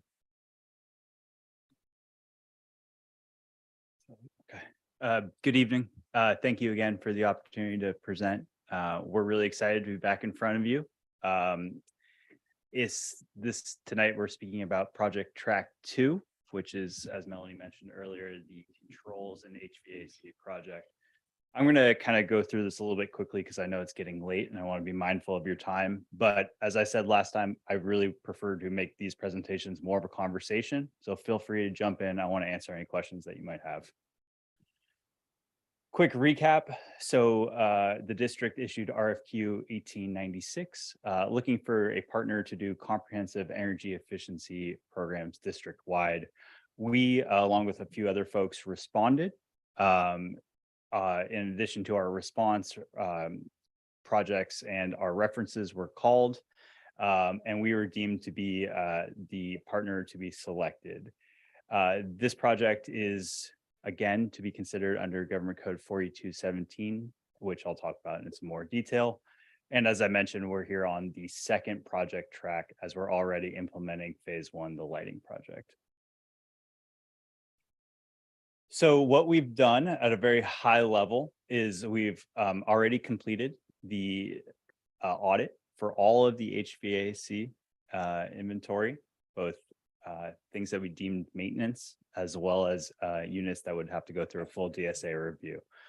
We worked comprehensively to identify the right design for your district And we are now presenting to you the construction amendment for that work. Install for this project would be really a continuous effort starting in fall of 2023 and then going for about a year through the school year, and then a really heavy push at the end of next school year in 2024. What I wanted to call out, and you can see the person there climbing the mountain, as we talked about last time with the LED lighting, we have looked at every single one of your buildings, every single classroom. We've created a full database that we've turned over to the district of every single HVAC unit. So we feel like we know inside and out what's going on at the district, and we've turned that over for you all to use both now, but also for the future. So it's a great holistic overview of all of your district facilities. And, from that, we also did a lot of photo documentation. So specifically when we're talking about controls and we're talking about HVAC modernizations, I wanted to kind of show you what's going on. This is normal for all districts, right? We are aging California districts. Funds are limited. We do the best that we can, but sometimes a comprehensive project is really what needs to be done. And so a lot of district hours, folks like Jojo, who work extensively in the maintenance department, is going around and trying to get control over every individual HVAC unit. That might be actually taking a laptop up on top of the roof to plug into the control system so that you can better understand what's going on. As Melanie mentioned, only 18 sites of your total, I believe there's 50, have control that you're able to log in remotely and understand what the building is doing from an energy and from a use standpoint. So pretty extensive amount of work needed to be done in addition to the age of the HVAC units. Some of these units we identified were close to 30 years old. There's quite a few that are past their useful life, around 20 years or only. So again, we really had to get a sense of what was going on in the district to come together with recommendations so then that the administration could choose what a potential project might look like. And again, just to highlight, I've talked about a lot of this, but some of the additional considerations, because our approach is let's put forth a recommended design that everyone agrees to, and then we'll go out and develop the project there. So the only other thing that I kind of wanted to call out was the bottom two bullet points. So this is deemed maintenance work under DSA, meaning that it doesn't have to go through the exhaustive full DSA review. It's a like-for-like replacement where we're not changing the weights of the HVAC units, which allows us to fast track that work. That's why it's in our project 2.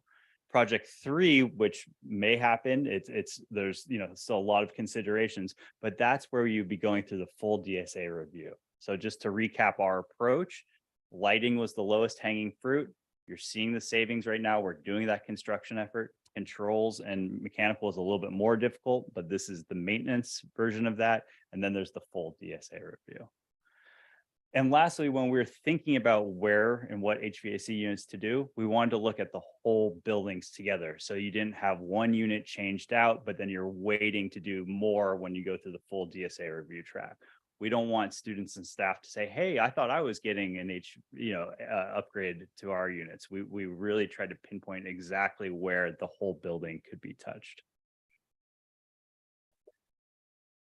So what is that looking like? It's a complete standardization from your first project and from any additional HVAC work that's been going on to date, comprehensively across the district sites. So expanding district controls to 21 sites, 32 new sites and wings in total will be upgraded. We're going to integrate the exterior lighting, which I think is a really good safety feature as well. And we're replacing 250 units, approximately 250 units of HVAC is in this recommendation. All of this work is coming with a comprehensive commissioning and training for maintenance staff so that they understand exactly how to use the new building control system, as well as what to expect from these new mechanical units. So we really try to make sure that we're not just doing the design piece or the construction piece, but the full operation of these units moving forward. Just a quick question on the controls. Yeah. One of the big complaints we get is, when one thing gets upgraded is now I've lost control of it at the site and someone at the district is the only one who can control it. And we have a meeting tonight and I can't reach the district, Yeah. So when you're talking about controls, are you talking about only the district staff can control it, or that the local staff can override the energy savings when there's a meeting tonight that no one knew about and the room's freezing? You're hitting the nail on the head. So there has to be what we believe that ability to do the local override. However, if we listen to staff and students and understand really how the building should function, we can dial that in on the front end so that there is minimal need to go over and override. So we're trying to be really mindful, standardize that across the entire district, get it right at the programming level. And that's a balance between comfort and savings. But then there's still the ability to go and override that if needed at the site level. And how do you fix that they want to turn the air conditioner on and keep the door open all day when it's hot and then complain the room's not cool? Yeah, you're highlighting some of the challenges. And for folks that live in this day in and day out, there is a behavioral piece to this. And I think you might remember in our first track, we have what's called energy management as a service. And so that's a Schneider representative who essentially is coming out here every month to really hear that and balance those needs, because it can't, what we have to do is we'll come up with a recommended approach, but then it needs to be refined. And it's going to be seasonal. It's going to adjust based on the wild temperature swings that we've had and the weather of all sorts. So it's an ongoing process. We stick around to ensure that it's refined and really, done to your unique needs. We work with folks all over California. So the Bay Area is very different than Central Valley than Southern California. As a reminder, we implement our projects in a fixed firm turnkey price. And right now this project is estimated or is essentially $25 million. Again, that is comprehensive. You can think of us as the architect, the engineer, the construction manager. We're overseeing all of the installation, commissioning, and so on and so forth. So a full turnkey effort. And just to highlight, the additional benefits, and some of these, I think are pretty straightforward, but one of the big ones is the improvement of indoor air quality. Obviously, as we're getting through COVID, we know how critical and how important that is. But we have other things like smoke days from local fires. So indoor air quality is paramount. And the way that we're going to address that is not only by ensuring the appropriate amount of outside air gets in, but that these new units can take the highest level of filtration. Right now, your older units only can do the MERV 8 filters. If you try to put in the higher level MERV 13, unfortunately, it chews up the filter and creates a lot of problems for Melanie, who's nodding behind me, I'm sure. But so now we can take to that highest level of filtration, which I think is really important. And then something that we want to just acknowledge on your end is that essentially the efforts you've already taken to lower your energy usage is really significant. So you've done 50 sites of solar. Now you've engaged in these other energy efficiency measures. You're greatly reducing the amount of electricity that you're actually going to be pulling from the grid. So we think this is in line with what I believe is your vision around sustainability and utilizing clean energy. And that's on top of all the great added features around the standardization and the improved facilities and things along that nature. Yeah. Only 10% of electricity coming from utility. What do you mean by that statement? So yeah, it's roughly 10%, and it's going to vary throughout the year depending on how much solar is being produced. But basically, you've knocked down your energy usage through energy efficiency. So reducing just on a standard level how much energy you're going to use. You've reduced it down through energy conservation, which was kind of the behavioral piece. And then you have the renewable aspect, which is you're offsetting your bill through your own local on-site production. And we call that the energy pyramid. And when we factor all that together, you're left with a very low number. 10%, in hindsight, maybe I should have said it's a little higher, like 15% or so. But essentially, that's how much you're going to be purchasing from PG&E. After this, After- after if you- phase 1 and phase 2, or after phase 1, 2, 3? Phase 3 has relatively small energy savings, given it's just mechanical for more complex units. So if you were to enact phase 2, that's what our projections are showing. Okay, thank you. Yeah. And just to highlight that a little bit more, here are the savings numbers. A couple things I did want to call out is we feel pretty strongly that these are conservative. And really it's around the assumptions that we, Schneider Electric, use to arrive at these numbers. So you can see on the bottom, California Energy Commission, who oversees a lot of the energy programs like Prop 39, they have recommended guidelines for things like the annual utility escalation rate, or how much you are able to kind of show for maintenance savings. And so one thing to really call out is we've only assumed a 4% utility escalation rate year over year. Anyone who's looked at their PG&E bill probably sees a much higher number, given the inflationary environment we're on. The latest, I think, CPUC rate case that was approved had something like 9 and 12% for the last 2 years. So we're being pretty conservative with that 4% number. And then they arrive at their O&M savings by taking essentially 3% of the total project price. We're only showing a 1% number there. In full transparency, maintenance savings are a little hard to quantify. It's a very detailed information at the district level that isn't always tracked, to the level that it could be. And so that's how our industry arrives at the maintenance savings there.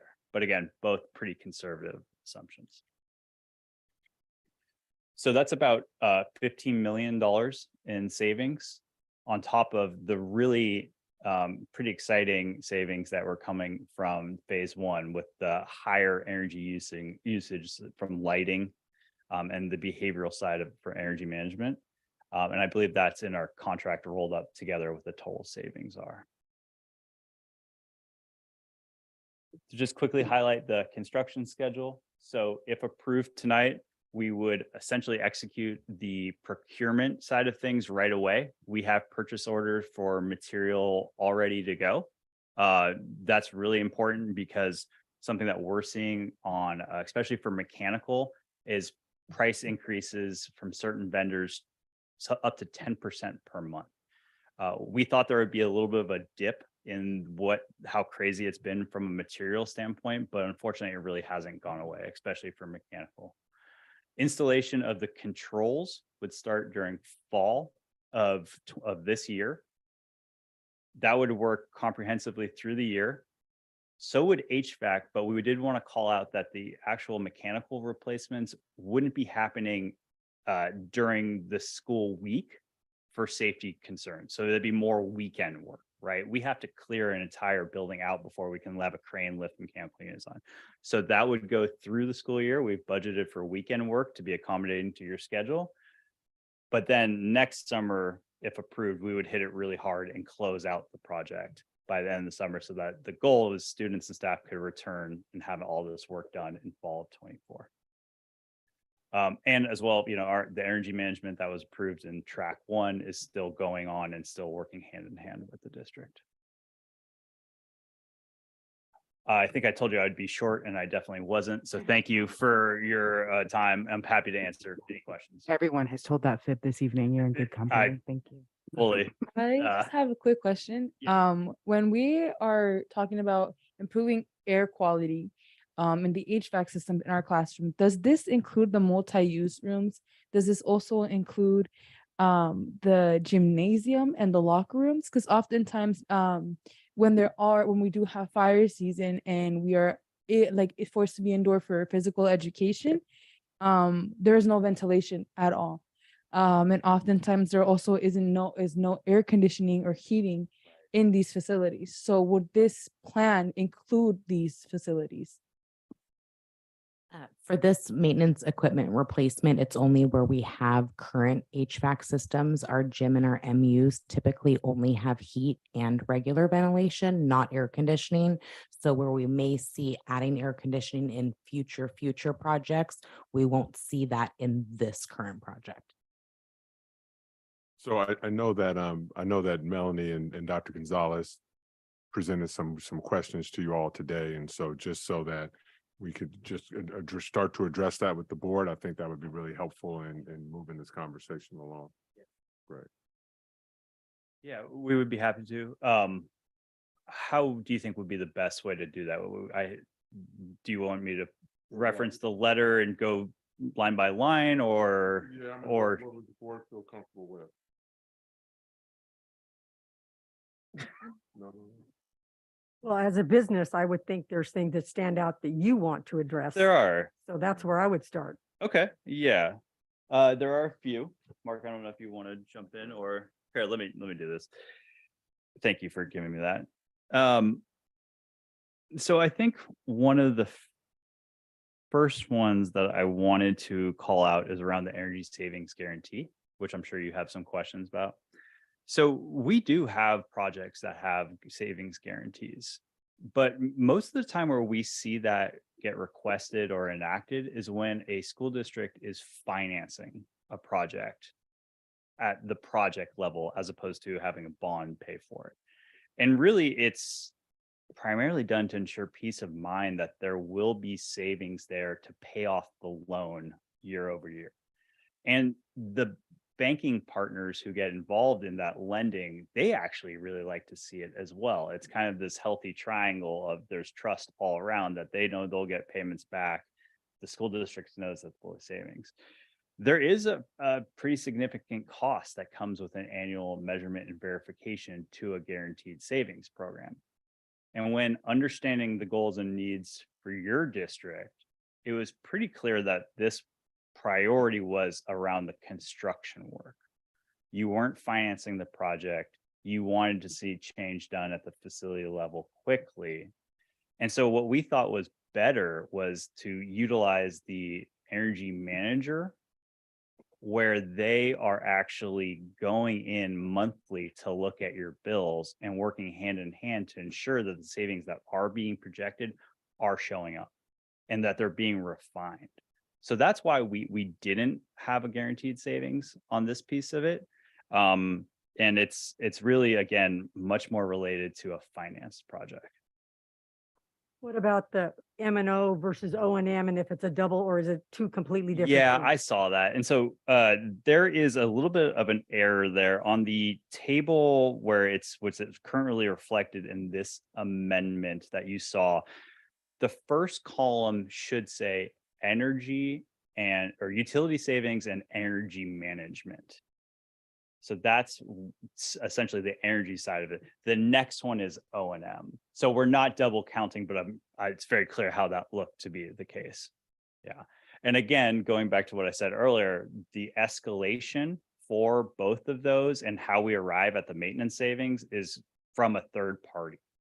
Our internal models are what create the energy savings, but those also have been reviewed by multiple state Department of Energy agencies. So, I do take a little bit, I do not agree with the assessment that it's a scheme or anything along those lines, but I think we feel very comfortable standing behind what the savings are.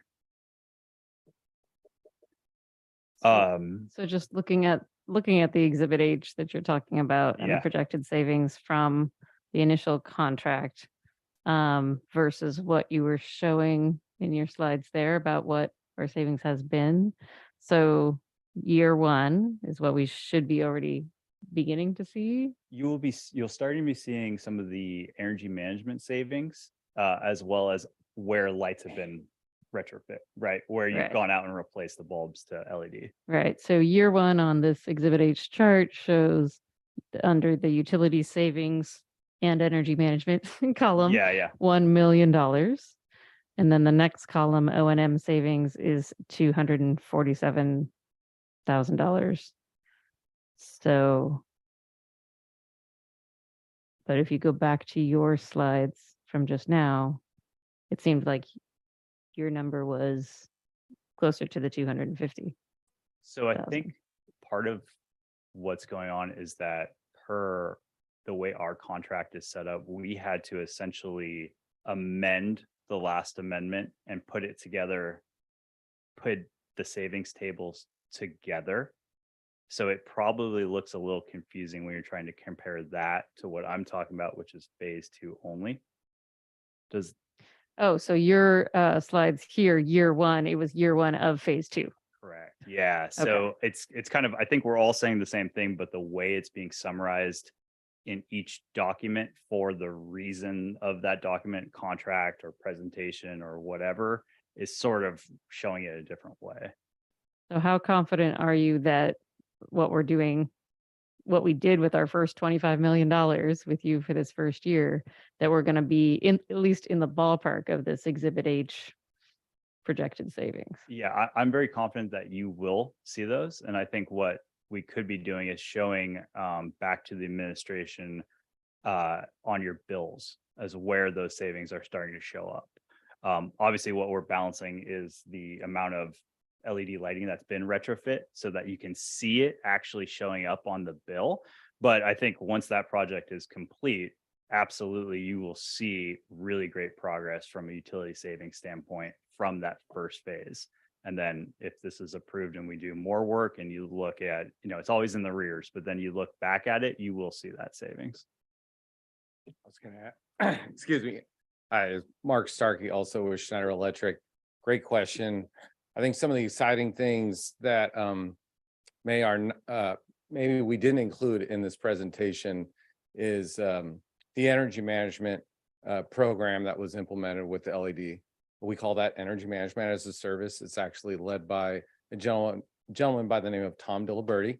And then he has a team that he brings with him, a main guy that is an expert in control systems, because until this project was brought forward, we want to make sure the buildings were controlled and managed where everybody had what they needed as far as the technology would allow it to. And then when things were empty and students and staff were absent, things were shut off and quiet. Also, there were some strategies within that energy management as a service deployment where for the first time, and Melanie could probably help out with this, is that we started to chip away at real building shutdowns during long breaks. And we launched that with Veterans Day weekend long weekend last year, then into Thanksgiving, and then Christmas shutdown, and now we're preparing for spring break. That team collaborates with Melanie and Paul and the M&O team at least once a month, and is really an extension of the staff. And that's just one highlight that really attributes savings from behavioral efficiencies, but also operational efficiencies. Then you combine that with the LED lighting, which again was in that last amendment that we brought forward last year. And then you combine that savings with the projections that were just up on the screen. That gives you the total picture. So hopefully that makes sense. We have also had many conversations with management about how confusing the way our contract structure is to folks who don't live in this day in and out. So I apologize for some of the confusion by just looking at it, but I think that's what's going on. The other piece I wanted to just proactively talk about was around the comment of the neighboring school district and the price per fixture. Does that resonate? Yeah. So just so everyone knows, that people who are just watching, is that it was said that with the LED lighting, that it was $270 at a neighboring school district, and we were being charged over $500 for it. Yeah. So please address. Yeah, that's right, Dr. Clark. And I can understand how something like that would jump off the page to you. Unfortunately, it's not an apples to apples comparison at all. And I think really written to kind of create that uncertainty. First off, the local ESCO that was mentioned is not local. They are owned by a private equity company headquartered in New York. The other piece to that is that when you're looking at a lighting project, the metric is not per fixture, because You don't know what goes into that. You don't know what type of fixture it is. And in the case of our project, it wasn't highlighted that we're also doing ceiling tile replacements, as well as adding LED lighting and the energy management that Mark just talked extensively about. So it's just not appropriate to look at them side by side like that. Additionally, that work was done in 2019, where we're looking at 2022 and 2023. And again, those cost escalations and inflationary pressures that we've been talking about significantly impact the price to that. So, you know, I understand the concern around that, but it's really not a fair comparison. So it's not only the light, but it's also the fixtures on the. Yeah. That's correct. And physically adding lighting to some of your parking lots. I think we talked about that pretty extensively in the person. The adding lighting for the safety and security. I mean, we're talking about new poles that have to go up, new infrastructure that has to be power that has to be brought out to the parking lot. So very different scopes of work. Sure. You mentioned headquarters. Do you have a headquarters in California, or are you only in Texas? So yeah, well, actually, we're a French company. Our region or our division is headquartered in Carrollton, Texas, but we have an office in Pleasanton. And I made that comment about the private equity firm, not to say that we're, you know, different, but the way it was framed up is local ESCO, more affordable. I just don't think that's a fair We're comparison. very different from Texas, so. Hey, I'm Marin County born and raised. You don't have to tell me twice.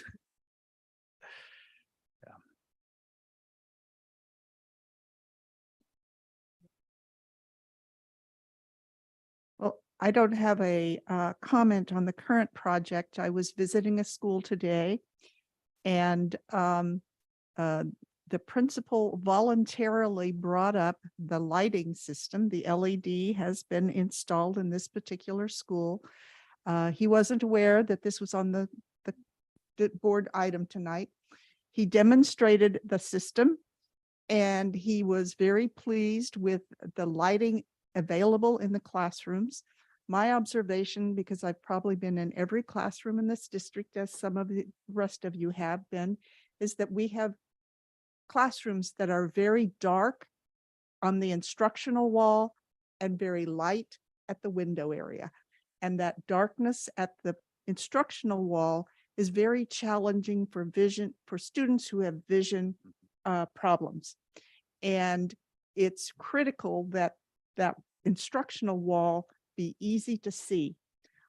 So I was impressed with these particular classrooms because I could see the instructional wall. Not that I couldn't before, but it was brighter and clearer. The other thing that this individual said was that your personnel were most responsive whenever there was anything that came up during the project. He consulted with you immediately and you addressed it immediately. So he provided high praise for your organization and your team. So please share that with your workers. Yeah. Thank you. We absolutely will. Thank you for that kind words. Would you like to offer a motion? Would you like to offer a motion with that affirmation? Yeah. I move that the board approve. Let's make sure I'm on the right agenda. The construction amendment number 1 revisions to the existing design build agreement with Schneider Electric.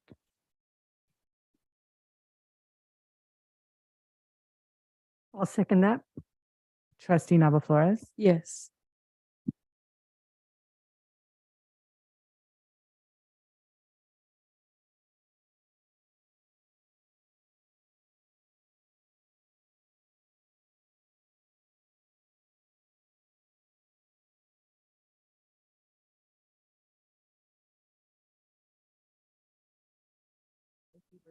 that passes. Thank Thank you so Thank much. you very much.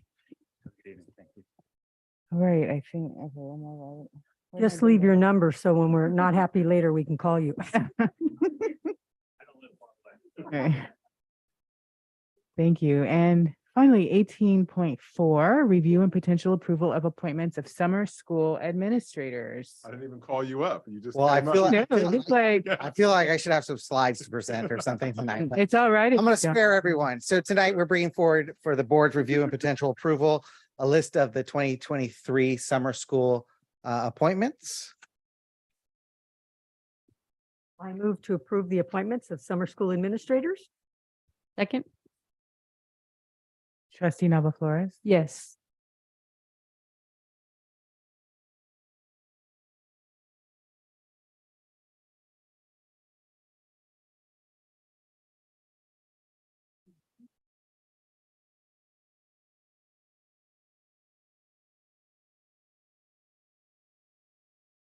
Thank you. So maybe Ray could come back up and finish.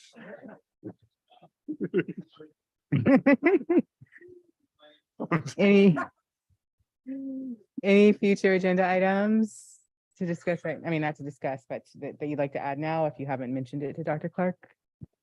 In a future agenda item, I'd like to know what the legality and what the budget expense would be if we were ever to consider, which I hope we do, cultural competency trainings. Thank you. All right, meeting adjourned.